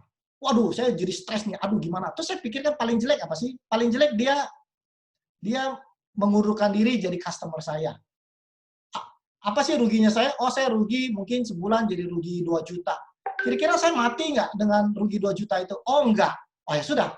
Ngapain saya stres? Saya bisa atasi kok itu. Bukan sesuatu yang hidup dan mati kok. Masalah kecil itu. Jadi setelah saya tahu yang paling jelek, saya bisa atasi, saya bisa hidup dengan yang paling jelek, maka saya udah biasanya nggak stres lagi. Udahlah, paling jelek dia berhenti jadi customer, ya sudahlah, saya sudah siap kehilangan customer satu, jadi saya nggak stres. Jadi itu mungkin salah satu tips juga yang bisa diterapkan. Itu tentu nggak gampang ya, nggak bilang wah langsung hilang. Lama-lama latihan, dan kita bisa. Jangan di-entertain, jangan dimanjakan perasaan itu. Kita pertama mesti tahu ini pikiran ini salah. Tapi saya nggak bisa hilangkan. Oh, pelan-pelan saya latihan. Datang kepada Tuhan, Tuhan saya serahkan kepadamu. Tuhan kan bilang bahwa datanglah dengan semua beban hidup saya, Tuhan akan ambil alih, Tuhan akan memberikan keringanan. Hari ini saya datang Tuhan dengan semua permasalahan saya, kekhawatiran saya, dan Tuhan akan mengalirkan oksitosin, ya kan? Perasaan damai. Jadi nikmati itu dan pelan-pelan melalui latihan bisa kok. Ada ilmunya, pelajarannya, CBT. Jadi sebetulnya pikiran kita ini adalah sebuah cara berpikir. Saya berikan contoh. Saya datang ke satu tante saya ya. Tante saya ini anaknya kaya raya. Ya. Tapi anaknya tuh semua kesel sama dia. Karena hidupnya nggak bahagia. Saudara tahu kenapa dia nggak bahagia? Selalu berantem sama pembantunya. Dia selalu bilang pembantunya jahat sama dia. Pembantunya setiap kali dia suruh apa, nggak mau. Kalau orang lain mau, tapi kalau dia yang suruh nggak mau. Jadi saya bilang sama dia gini. Saya bilang, saya berikan contoh ya. Kalau Muti satu hari ditabrak seseorang, kelihatannya kayak sengaja, nabrak. Terus Muti jatuh. Kesel nggak? Pasti kesel ya. Marah nggak? Mungkin marah. Ini orang kenapa nabrak saya? Kayak nggak punya mata, ya kan? Terus kemudian tiba-tiba Muti lihat orang itu orangnya buta ternyata. Ternyata tuh orang buta. Marah nggak? Jadi nggak marah kan? Waduh, kita malah jadi kasihan kan? Loh, kok bisa begitu? Dari marah jadi kasihan. Karena kita lihat orang itu cacat. Bukan? Betul ya? Bu Claudia kan? Kita lihat orang itu cacat karena kita tahu dia cacat, kita jadi maklum. Oh ya pantas lah. Tapi seringkali kita nggak bisa memaklumi orang. Kita memaklumi orang yang cacat fisik. Tapi kita tidak bisa memaklumi orang yang cacat sifat. Mudah-mudahan saudara bisa mengerti yang saya maksud. Bisa paham nggak maksud saya? Kalau misalnya contohnya, kita ngomong sesuatu, orang itu langsung marah-marah. Kita jadi marah kan? Tapi kalau kita memahami, kita akan merasa kasihan. Kasihan itu orangnya. Kok begitu aja dia marah ya? Berarti dia pasti dikuasai oleh emosi kemarahan sehingga hidup dia nggak bahagia. Kasihan sekali, dia itu cacat sebetulnya. Ya kan? Dia itu terkungkung oleh emosi yang tidak stabil sehingga sesuatu yang simpel aja saya cuma ngomong begitu aja dia marah. Mungkin kita katakan untung saya tidak sampai begitu ya. Saya memang orang emosian, tapi cacatnya tidak sebesar dia. Waduh. Saudara bisa mengerti? Maka kita akan lebih kasihan sama dia. Oh, kalau gitu saya harus berdoa untuk dia supaya dia terbebas dari kungkungan emosi yang tidak stabil. Kita jadi kasihan. Tapi kalau kita tidak bisa berpikir dengan paradigma seperti itu, kita akan ikut emosi. Dia marah, kita ikut marah. Kenapa sih orangnya begitu? Sama seperti kita ditabrak sama orang buta tadi, kita nggak marah karena kita tahu orang itu buta. Jadi kita memahami dia, kelemahan dia. Kita doakan, kita bawa dia ke Tuhan, kita bantu dia untuk melepaskan dirinya. Seperti orang buta, malah kita tuntun dia. Kita tuntun dia malah. Nah, ini mungkin terlalu jauh dari pertanyaan Muti, tapi kurang lebih adalah kita perlu latihan. Setiap orang harus mengakui bahwa saya lemah di sini. Tapi lemah bukan berarti, ya sudahlah, inilah saya. Kita belajar. Tuhan katakan, dia bisa merubah kita. Kalau kita datang kepada dia bisa memberikan kita bahkan hati yang baru. Ya, apalagi cuma masalah stres, itu bisa. Ya. Apalagi kita punya Tuhan, itu paling enak. Tinggal datang, nangis aja sama Tuhan, nanti ya sudah, hilang semua kan? Makanya kita perlu punya iman, kita perlu tahu bahwa Tuhan ini adalah ada, hidup, dan kita bisa ajak bicara, dan dia benar-benar Tuhan yang maha kuasa, dia Tuhan yang bisa mengambil alih semua masalah kita, ya kan? Apalah artinya masalah kita dibanding dengan masalah Tuhan, dia harus datang, mati buat kita, jadi kita merasa bahwa Tuhan katakan anak aja saya kasih, apalagi yang kecil-kecil kan di Roma 8 ayat berapa tuh ya. Tuhan bilang semua masalah kamu sudah saya atasi, masalah dosa. Apalagi cuma masalah ya stres-stres kecil pasti. Tapi kadang-kadang Tuhan berikan masalah kepada kita untuk melatih kita kan. Coba kalau hidup tanpa masalah, wah kita nggak pernah bertumbuh, bukan? Tuhan kasih ya kayak hidup itu kan harus ada sekolah kan ada ujiannya naik kelas, ujian naik kelas. Jadi hadapi itu, tapi tidak perlu sampai stres yang tidak berkesudahan. Ya. Mudah-mudahan itu menjawab pertanyaan Muti. Jadi latihan, terus latihan. Ya. Ada lagi mungkin pertanyaan atau kesaksian? Edi, ya. Kalau ada yang seperti contoh tadi, kalau orangnya seperti itu ya sementara kita tinggalin aja orang itu dulu, biar dia tenang. Ya nggak Pak Edi? Jangan dilawan terus kan kita. Saya cerita ya, ada satu orang. Harapkan dia berubah. Ada satu orang yang jadi dia selalu telepon kita. Dia bayangkan ya, dia sakit kanker. Lalu kita kasih dia konsultasi gratis. Selain konsultasi gratis, kita kasih dia menu-menu setiap hari. Lalu kita kasih tahu kalau kamu nggak mengerti, kamu telepon. Ini ada hotline. Orangnya juga pelayanan, dia akan menjawab setiap pertanyaan. Semuanya gratis, nggak bayar. Satu hari dia telepon, dijawab. Telepon, dijawab. Satu kali dia telepon, nggak diangkat. Karena orang itu mungkin lagi telepon, yang melayani, mungkin sedang melayani yang lain. Dia telepon, agak lama, dia nggak bisa berhasil menghubungi, kira-kira beberapa jam. Akhirnya dia berhasil. Sudah tahu apa yang dia lakukan? Dia marah-marah. Dia bilang, ini pelayanan kayak apa sih? Di telepon nggak diangkat. Saya kan perlu, saya kan urgent. Ini nggak. Wah, dia maki-maki. Orang yang pelayan yang tidak dibayar, dimaki-maki sama dia, padahal dia nggak bayar. Lalu besoknya kita ketemu lagi sama orang itu. Terus kita tanya, kenapa? Kamu kenapa? Kenapa marah-marah? Dan dia malu. Kita sering menghadapi orang yang demikian.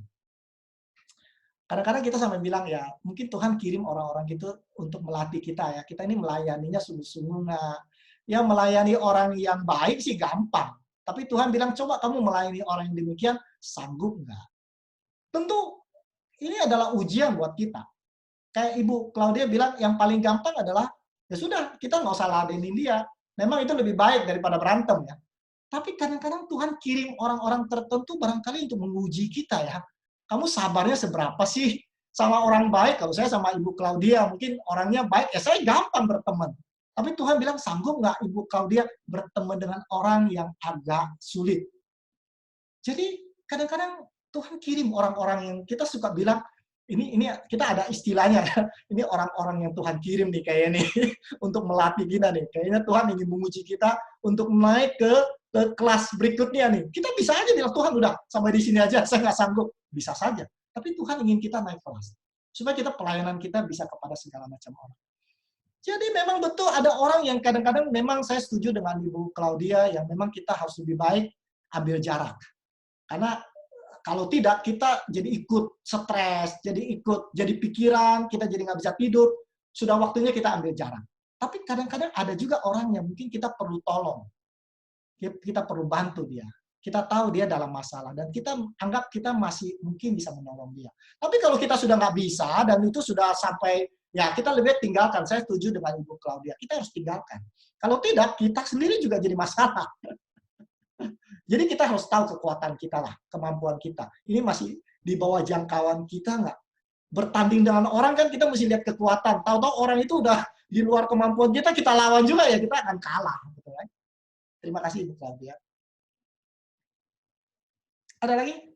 Ini topik yang menurut saya menarik karena kita hadapi setiap hari orang-orang yang memang sulit dihadapi, apalagi itu bos kita. Wah, sudahlah, habis kita.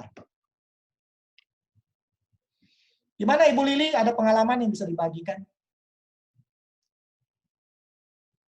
Saya lihat Ibu Lili ini orang yang bahagia nih, senyum terus.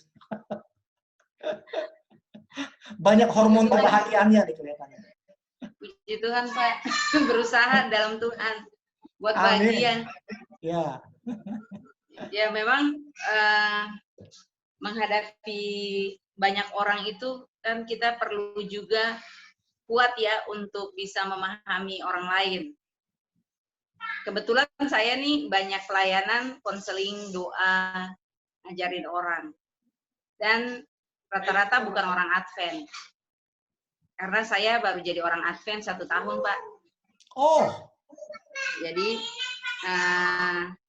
saya hampir 30 tahun saya penginjil. Tapi saya dulu di gereja hari Minggu. Ya karismatik. Jadi memang menghadapi setiap orang itu karakternya beda-beda ya. Kalau saya setelah di gereja Advent, saya lihat orang-orang Advent nggak terlalu bermasalah. Ada juga sih, tapi nggak separah orang-orang yang di gereja saya yang lama, karena saya melihat bahwa makanan itu sangat mempengaruhi orang itu. Amin. Ya, yang pertama adalah makanan haram itu sangat mempengaruhi kelakuan.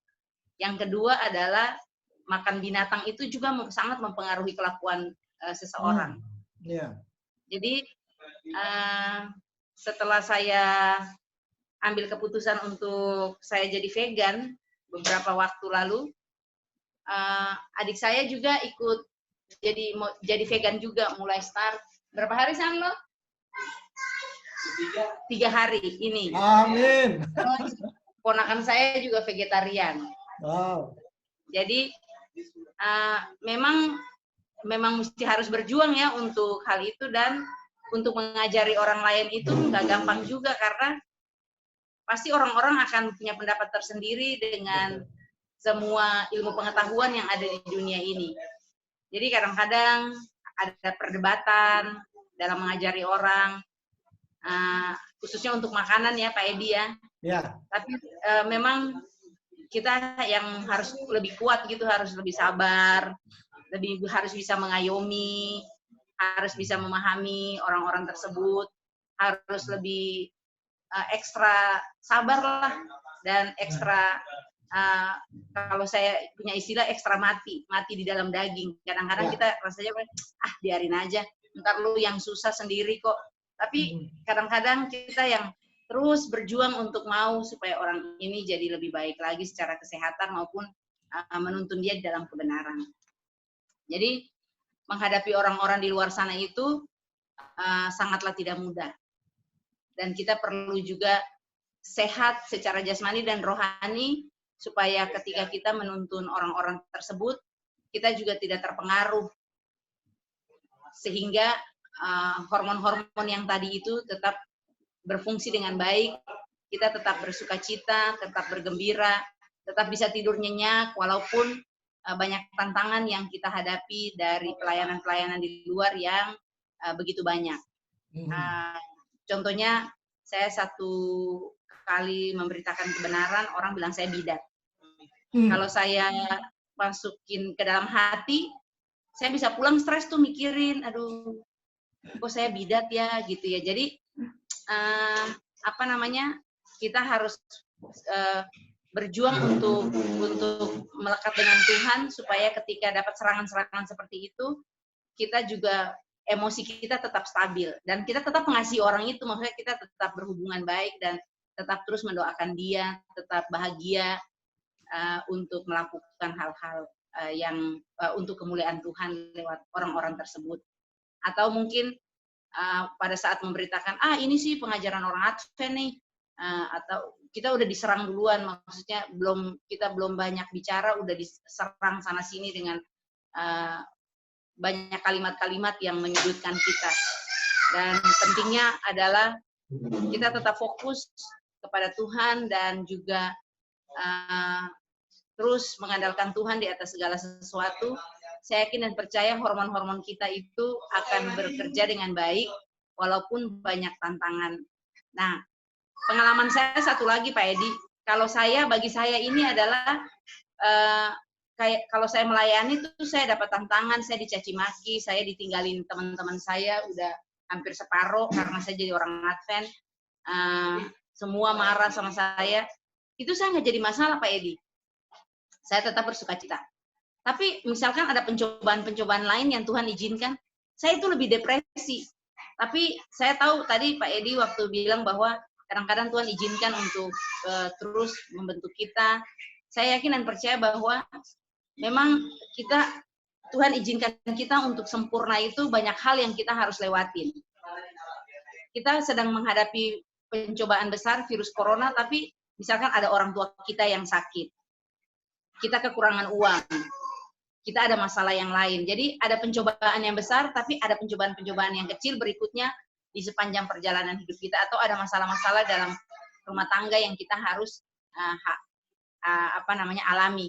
Jadi satu-satunya jalan adalah memang untuk supaya kita bisa tidur tenang, hormon-hormon kita ini bekerja dengan baik, pengajaran-pengajaran yang sudah kita dapati itu kita harus terapkan dalam hidup kita.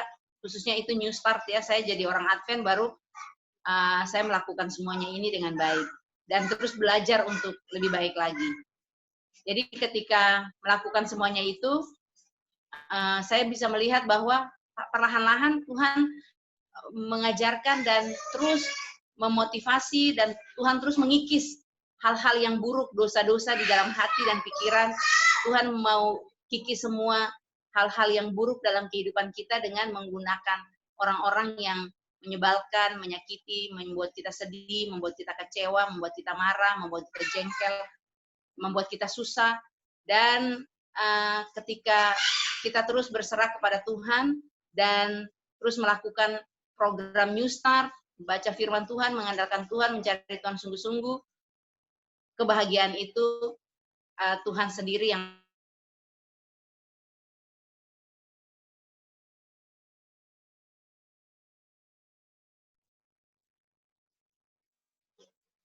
Terima kasih Bu Lili. Wah, ini betul-betul menguatkan. Sama-sama Pak. Sangat menguatkan. Ada lagi yang lain? Kalau tidak, saya kembalikan ke Muti untuk mungkin Pak Pendeta untuk renungan tutup sabat. Oke. Seminar kan?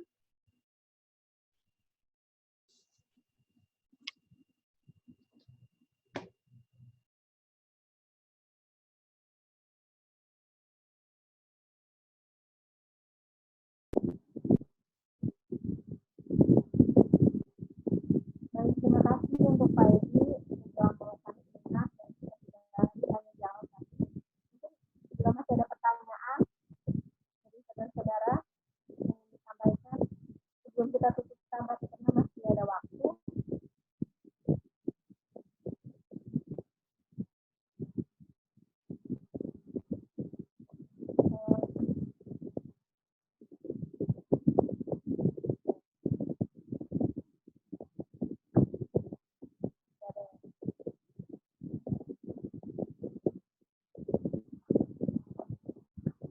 Ada pertanyaan nih Pak Edi.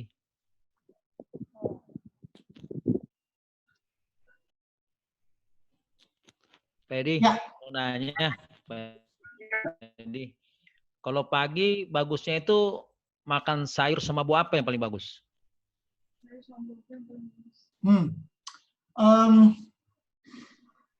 Sebetulnya tidak ada istilah pagi harus makan apa yang paling bagus, tapi yang penting adalah kita harus dapat kecukupan nutrisi yang kita butuhkan itu harus tercukup dalam makan sehari itu.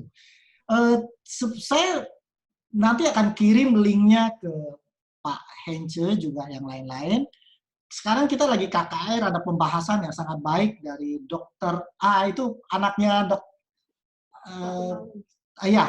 Pak Pendeta Tumalun, anaknya kan spesialis gizi, dan dia membahas sangat luar biasa mengenai quality. Dia ada 7 kali, dia baru bahas 2 kali mengenai quality, dan kemarin mengenai kondisi, nanti mengenai quantity dan sebagainya. Jadi kayak tadi dia menceritakan kalau kita makan misalnya sepiring nasi dengan ayam goreng, dia katakan, lalu dengan 1 potong tahu, apa yang kita dapat, lalu apa yang kurang, apa yang lebih.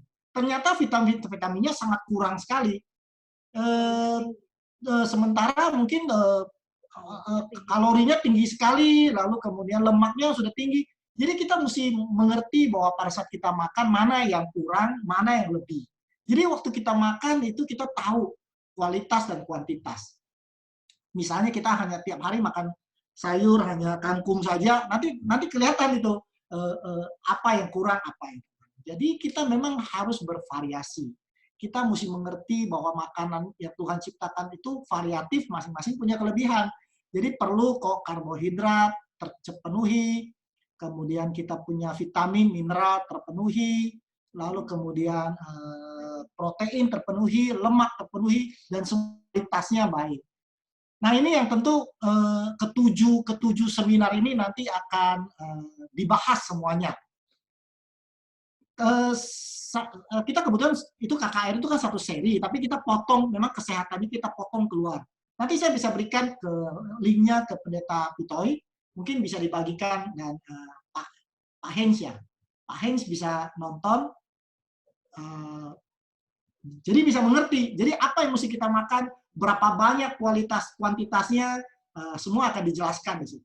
Saya rasa itu sangat baik sekali. Saya mengharapkan semua Ibu Lili juga mungkin nanti untuk jangan asal vegan, asal vegetarian.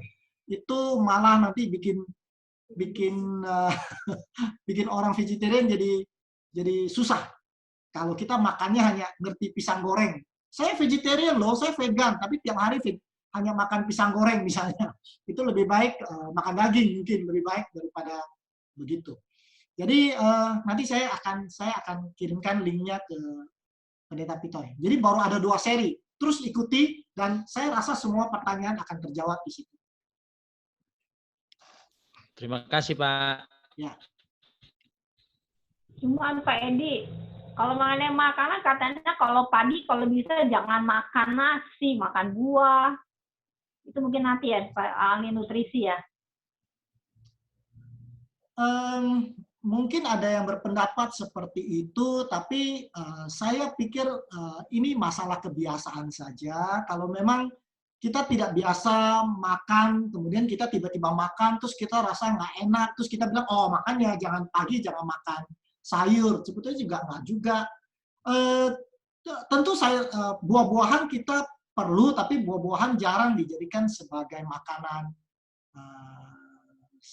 komplit ya. Kita biasanya makan buah setengah jam sebelum kita makan makanan main course-nya. Jadi misalnya pepaya, sama saya biasanya pagi makan pepaya, nanas, apel kadang-kadang ya, makan, habis itu kemudian makan. Kadang saya makan oats ya, oats dikasih macam biji-bijian, biji muka matahari dan sebagainya, makan. Terus siangnya kadang-kadang saya makan salad, itu full hanya salad saja. Baru kemudian sorenya saya makan full nasi dengan lauk pauk. Jadi kita atur saja, itu jangan kaku ya, bervariasi, nanti mungkin kalau nggak cocok ganti lagi paginya. Yang penting waktu makan kita suka makanannya, kita nikmati, apa yang kita suka kita kumpulin, yang sehat dan suka.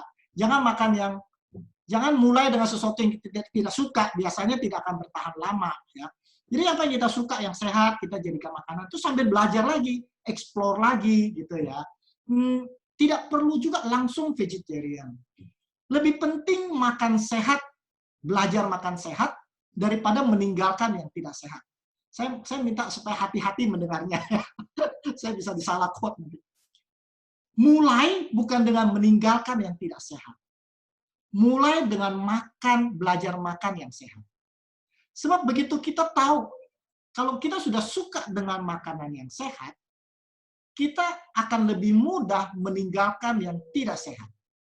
Tapi kalau kita mulai dengan meninggalkan yang tidak sehat, kita belum suka dengan yang sehat, maka itu tidak akan bertahan lama, kita akan kembali lagi makan yang tidak sehat. Karena hati kita masih ada di makanan yang tidak sehat. Jadi mulai belajar dulu. Misalnya saya mulai belajar makan sayur. Saya bisa bertahan sekarang karena saya bisa makan sayur. Ya. Jadi itu mengurangi kangennya, rindunya terhadap makan makanan yang tidak sehat. Mudah-mudahan itu bisa menjawab pertanyaan Bu Claudia. Jadi nggak usah terlalu takut deh, orang suka ngomong ini, ngomong itu, kita akhirnya jadi bingung. Ya, Iya. Itu hal-hal kecil deh. Ya, itu nggak usah terlalu dipusingkan.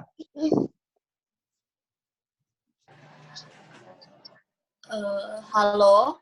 Ya. Saya mau bertanya. Ya, Medi.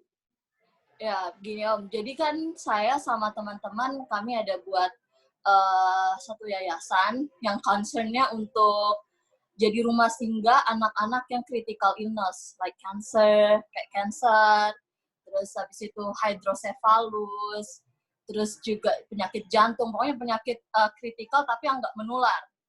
Nah, pernah ada satu case, satu anak yang kami bawa, kami dampingi, yang dia ketika kita bawa, dokternya bilang, ini anak kalau kalian bawa, pokoknya kondisinya anak ini udah paliatif. Cancer udah dari ujung kepala sampai ujung kaki itu udah tersebar lah. Jadi percuma juga kalau kalian bawa, circle kemonya juga udah berapa kali dan udah nggak ngerespon setiap pengobatan medis. Lalu kami tetap bawa anak ini dan kita kasih treatment kayak seakan-akan anak ini nggak sakit. Gitu. Anak ini nggak sakit, jadi kita buat kayak satu slogan, happiness is the best medicine. Sampai akhirnya 3 bulan setelah anak itu kita rawat, yang tadinya rambutnya udah nggak numbuh, dokter bilang udah nggak akan ada pertumbuhan, dan anak ini dia lagi masa remaja, jadi nggak mungkin kena haid, nggak mungkin dia haid, tapi at the moment anak ini tiba-tiba pendarahan dan kita bawa berobat, kita pikir ada sesuatu yang bermasalah sama anak ini. Akhirnya di situ saya baru sadar, bisa jadi anak ini haid. Terus rambutnya anak ini mulai panjang. Kenapa rambutnya jadi mulai panjang? Akhirnya coba di scan apa semua ikut rangkaian pengobatan sampai akhirnya dokternya itu heran, kok bisa ini anak udah nggak ada nih sel kankernya di anak ini, apa yang kalian buat gitu? Apa yang kalian buat? Karena saat itu obat juga kita udah nggak kasih. Kita putusin obat nih ke anak itu. Nah, yang jadi pertanyaan saya gini Om, di rumah singgah ini kan nggak cuma anak ini, ada beberapa pasien-pasien lain yang datang dengan orang tuanya. Terus kayak saya saya sama ada beberapa teman pengen gitu kasih edukasi ke orang tua, kalau misalnya enggak dengan susu formula, enggak dengan obat-obatan medis, anak-anak itu tuh bisa sembuh. Tapi karena memang udah terdoktrin sama dokter, let's say ada satu ibu yang dokter bilang anaknya masih bayi, kena jantung, terus kena ginjal juga.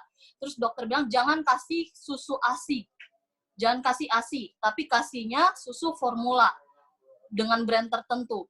Yang menurut saya seharusnya kan anak kecil butuh susu, butuh ASI. Nah, gimana gitu Om cara kita menyampaikan ke orang tua itu atau mengedukasi orang tua ini yang udah terdoktrin sama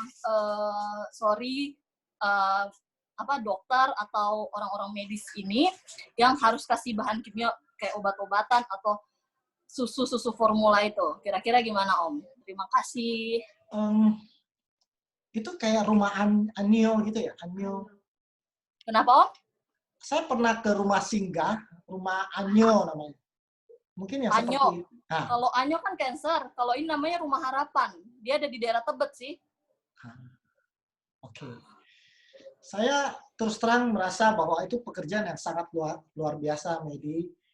Memang tidak mudah mengajarkan sebuah keyakinan kepada orang lain, apalagi itu penyakit yang terminal seperti kanker ya. Memang orang kesehatan ini banyak sekali salah kaprah yang sulit untuk diperbaiki. Kita memang CMC bergerak di bidang kesehatan, kita mengajarkan banyak sekali, kita ada tim yang khusus kerjanya tuh membaca penelitian-penelitian yang baru, dan even dokter pun, kadang-kadang dokter itu mungkin karena dia sibuk, dia jarang baca-baca penelitian yang baru, jadi ilmunya masih ilmu di zaman dia belajar, itu satu. Yang kedua, memang dokter itu bukan ahli nutrisi. Mereka kalau misalnya kita tanya penyakit ini obatnya apa, mereka akan sangat pintar sekali menjawab. Tapi kalau kita tanya, kalau saya sakit ini, sakit misalnya kencing manis, saya mesti makan apa? Dokter tidak berhak untuk menjawab sebetulnya. Dokter itu harus merefer itu ke ahli gizi. Seperti dokter Larry Tumalun, itu berhak karena dia memang sekolahnya di bidang itu. Sedangkan dokter itu paling 1 semester belajar gizi. Jadi kita banyak sekali, saya juga ada satu grup dengan dokter-dokter semua, dokter Sondang, dokter Larry, dokter Alvin, dokter dan sebagainya. Dan kita selalu diskusi mengenai hal-hal seperti itu. Misalnya sinar matahari, bahwa jam berapa kita harus bisa mendapatkan vitamin D. Banyak dokter yang masih mengatakan pagi, padahal sebetulnya vitamin D baru ada setelah jam 10 ke atas, baru ada UVB-nya. Hal-hal begini masih banyak dokter yang tidak tahu. Kemudian masalah susu, ini juga masalah bahwa orang masih banyak mengatakan bahwa susu sapi lebih sehat. Ya. Memang kita sulit karena satu, pada saat kita menyatakan sebuah data, orang tanya, kamu siapa?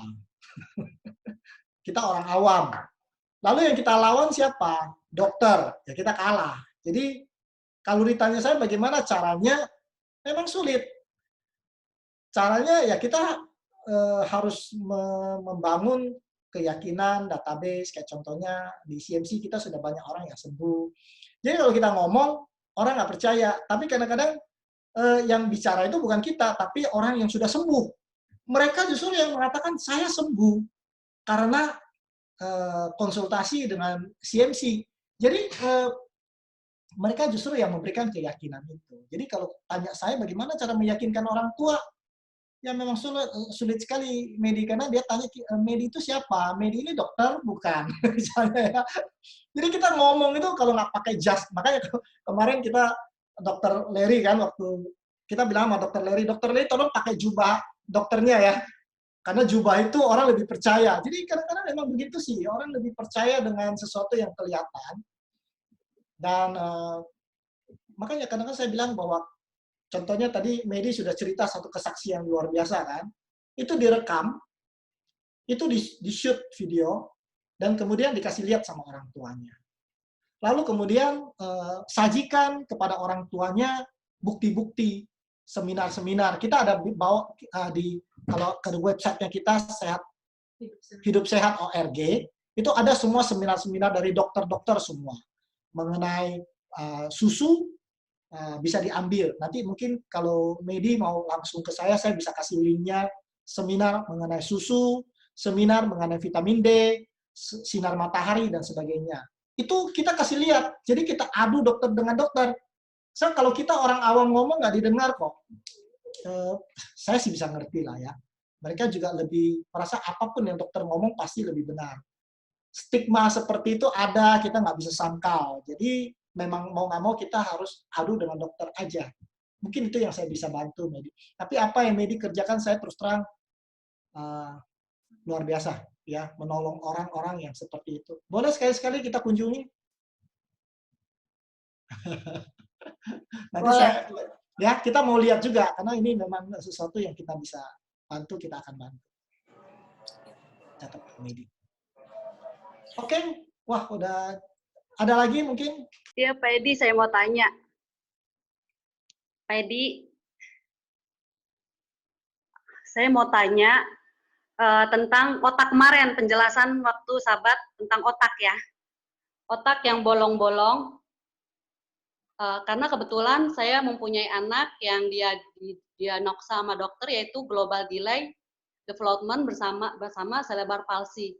Dan waktu dia di CT scan, otaknya itu bolong-bolong. Dan dokter bilang, ini otaknya ini bolong-bolong, dan juga ada sedikit cairan, tapi dia tidak hidrosipalus. Jadi dia cuma ada cairan, dan cairan serta otak yang bolong-bolong ini akan kembali normal kalau dia seperti anak pada umumnya, bisa berjalan, bisa aktivitas gitu kan.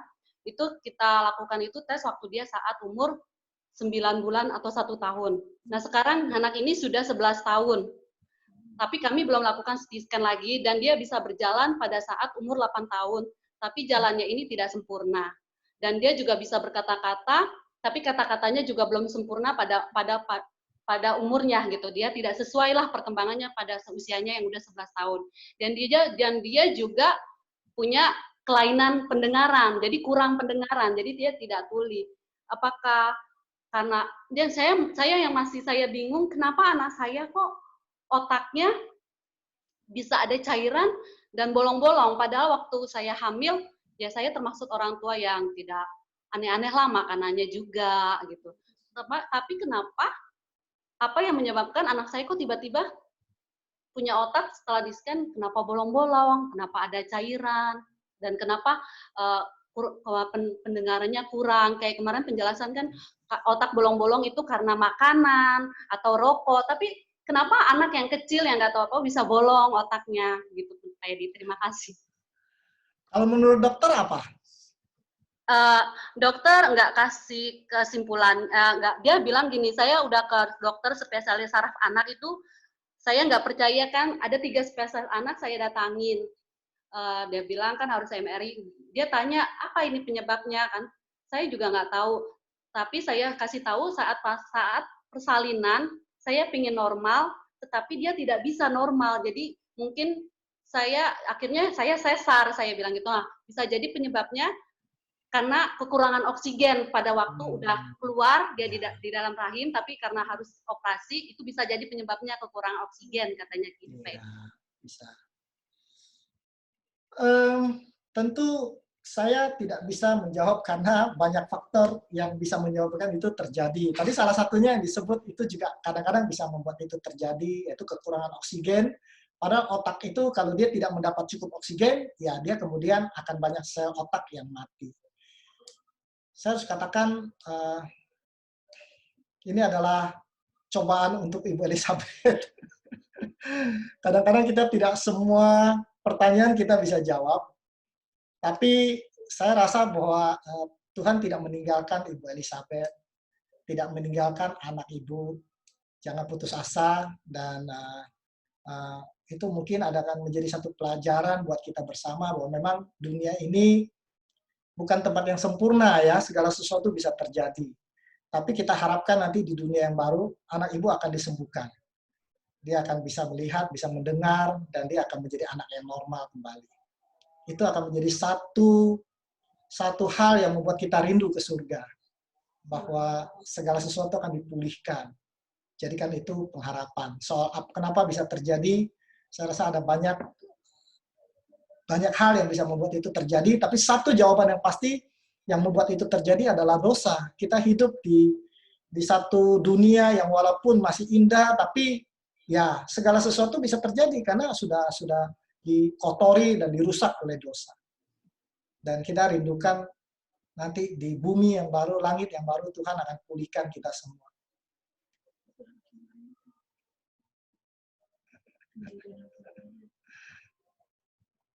Amin pendeta. Amin Pak Edi, makasih. Terus kalau saya mau tanya, makanannya berarti harus New Star juga ya buat anak saya.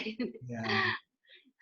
Saya punya satu teman ya, dia punya keponakannya Down syndrome ya, Down syndrome dan jantungnya bolong ya dan sebagainya. Dan dia makan hanya makanan sehat. Tawarin dia es krim, dia nggak akan ambil. Dia punya makanan sendiri yang betul-betul vegan, dan jantung yang bolong itu tutup sendiri. Dan dia ingatannya luar biasa, namanya Matthew. Mungkin sekali-sekali bisa nanti disaksikan, kita ada videonya.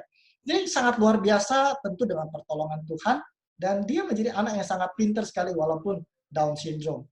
Dia bisa menghafal semua lagu Sion itu 4 ayat kalau nyanyi. Udah berapa ratus 300-an lagu Sion, 4 ayat bisa nyanyi anak Down syndrome. Karena saya bilang saya juga nggak sanggup. Jadi saya tidak bisa jawab apakah itu membantu atau tidak. Tapi kita ujilah Tuhan kita. Tuhan, saya mau ikut menu makanan Tuhan. Tuhan buktikan kepada saya bahwa anak saya menjadi lebih baik. Itu yang kita bisa lakukan. Mudah-mudahan. Saya boleh tahu namanya, Bu? Ibu, anak Ibu? Namanya Patrick. Patrick ya? Catat. Ya. Saya akan bantu Ibu dalam mendoakan Patrick. Iya, makasih Pak Edi. Ya.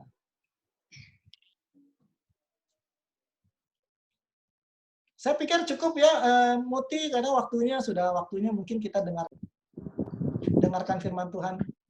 Ya, baik, terima kasih Freddy atas pertanyaan yang sudah dijawab, dan kita akan renungan tutup sabat yang akan dibawakan oleh kita. Kita dipersilakan membawakan renungan dan doa tutup.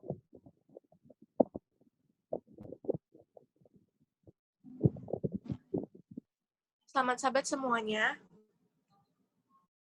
Sahabat Hari ini saya akan membawakan renungan tutup sabat.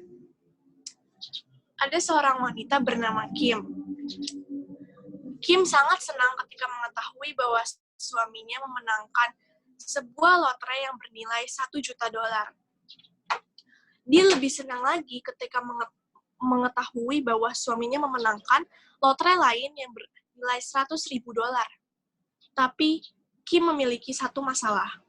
Dia sudah tidak mencintai suaminya lagi, dan dia memiliki seorang selingkuhan. Dia berniat untuk menceraikan suaminya dan menikah dengan selingkuhannya. Tapi dengan uang-uang yang didapatkan oleh suaminya ini, uangnya, tapi bukan suaminya. Jadi pada suatu hari, dia merencanakan untuk membunuh suaminya. Dia menceritakan rencana itu kepada selingkuhannya melalui telepon. Tapi anaknya yang berusia 20 tahun mendengar percakapan tersebut, dan anaknya memberitahu kepada ayahnya. Mereka berdua pun melapor kepada polisi, dan Kim kemudian ditangkap dan dimasukkan penjara. Selama Kim berada dalam penjara, suaminya selalu mengunjunginya dan meminta kepada hakim untuk meringankan beban hukuman penjara Kim. Seluruh teman-teman suaminya berkata, "Apakah kamu sudah gila? Kenapa kamu masih mau membantu perempuan yang sudah selingkuh kepadamu dan berencana untuk membunuhmu?" Kim juga mempertanyakan hal yang sama. Kenapa kamu masih mau menerima saya? Tapi suaminya menjawab, "Saya sudah terlanjur mencintaimu, jadi saya tetap akan menerimamu apa adanya." Mendengar hal itu, Kim sangat tersentuh. Dan ketika dia keluar penjara, dia memutuskan untuk kembali kepada suaminya dan memulai hidup baru dengan komitmen dan cinta yang baru kepada suaminya. Mungkin kita juga kesal dengan apa yang dilakukan oleh Kim. Kita juga heran dengan apa yang dilakukan oleh suami Kim. Sama seperti teman-teman suaminya yang lain. Tapi, sebenarnya, kita sama juga seperti Kim. Kita mendoakan Tuhan ketika kita memprioritaskan hal-hal yang menurut kita lebih penting daripada Tuhan. Kita datang kepada Tuhan dalam doa hanya untuk meminta berkat saja, bukan untuk bertemu Tuhan. Kita hanya mau berkat-berkat dari Tuhan, tapi kita tidak mau Tuhan. Kita lebih mendengarkan setan daripada menurut Tuhan. Dan setiap hari kita menyalibkan Tuhan saat kita melakukan hal-hal yang mendukakan hatinya. Saat kita tidak mengasihi sesama, tapi Tuhan tetap mengasihi kita dan masih menjadikan kita miliknya.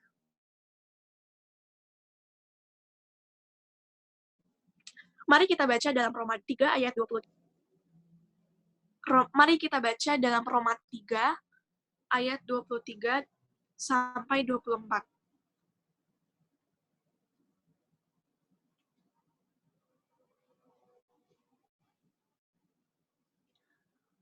Karena semua orang telah berbuat dosa dan telah kehilangan kemuliaan Allah.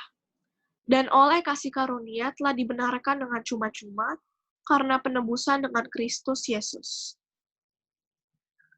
Tuhan sudah sangat mengasihi kita, padahal kita sangat tidak layak menerimanya, karena perbuatan-perbuatan kita yang selalu mendukakan hati Tuhan. Tapi Tuhan tetap mengasihi kita dengan cuma-cuma. Marilah kita membalas kasih Tuhan dengan menurut perintahnya, dan dengan mengasihi sesama kita. Juga, sama seperti Tuhan mengasihi kita yang tidak layak dikasihi, kita juga harus mengasihi orang yang tidak mengasihi kita, yang tidak baik sama kita. Dan seperti Kim di cerita tadi, hidupnya berubah. Kita juga harus mau merubah hidup kita yang belum sesuai dengan kehendak Tuhan. Hidup Kim berubah karena cinta suaminya yang tidak terhitung. Hidup kita juga harus berubah karena cinta Tuhan yang tak terhitung oleh kita, untuk kita. Terima kasih. Mari kita bersatu dalam doa. Tuhan, terima kasih Tuhan atas hari Sabat ini yang begitu indah ya Tuhan. Sekarang kita akan menutup hari Sabat yang indah ini. Terima kasih Tuhan karena kabar-kabar yang kita dengar hari ini, terutama kabar besar yang disampaikan hari ini. Bantu kita untuk selalu mengikutinya dan bantu kita untuk selalu menyenangkan hati-Mu karena kasih-Mu yang sangat baik, yang sangat banyak untuk kami. Terima kasih ya Tuhan, dalam nama Yesus kita berdoa dan mengucap syukur. Amin.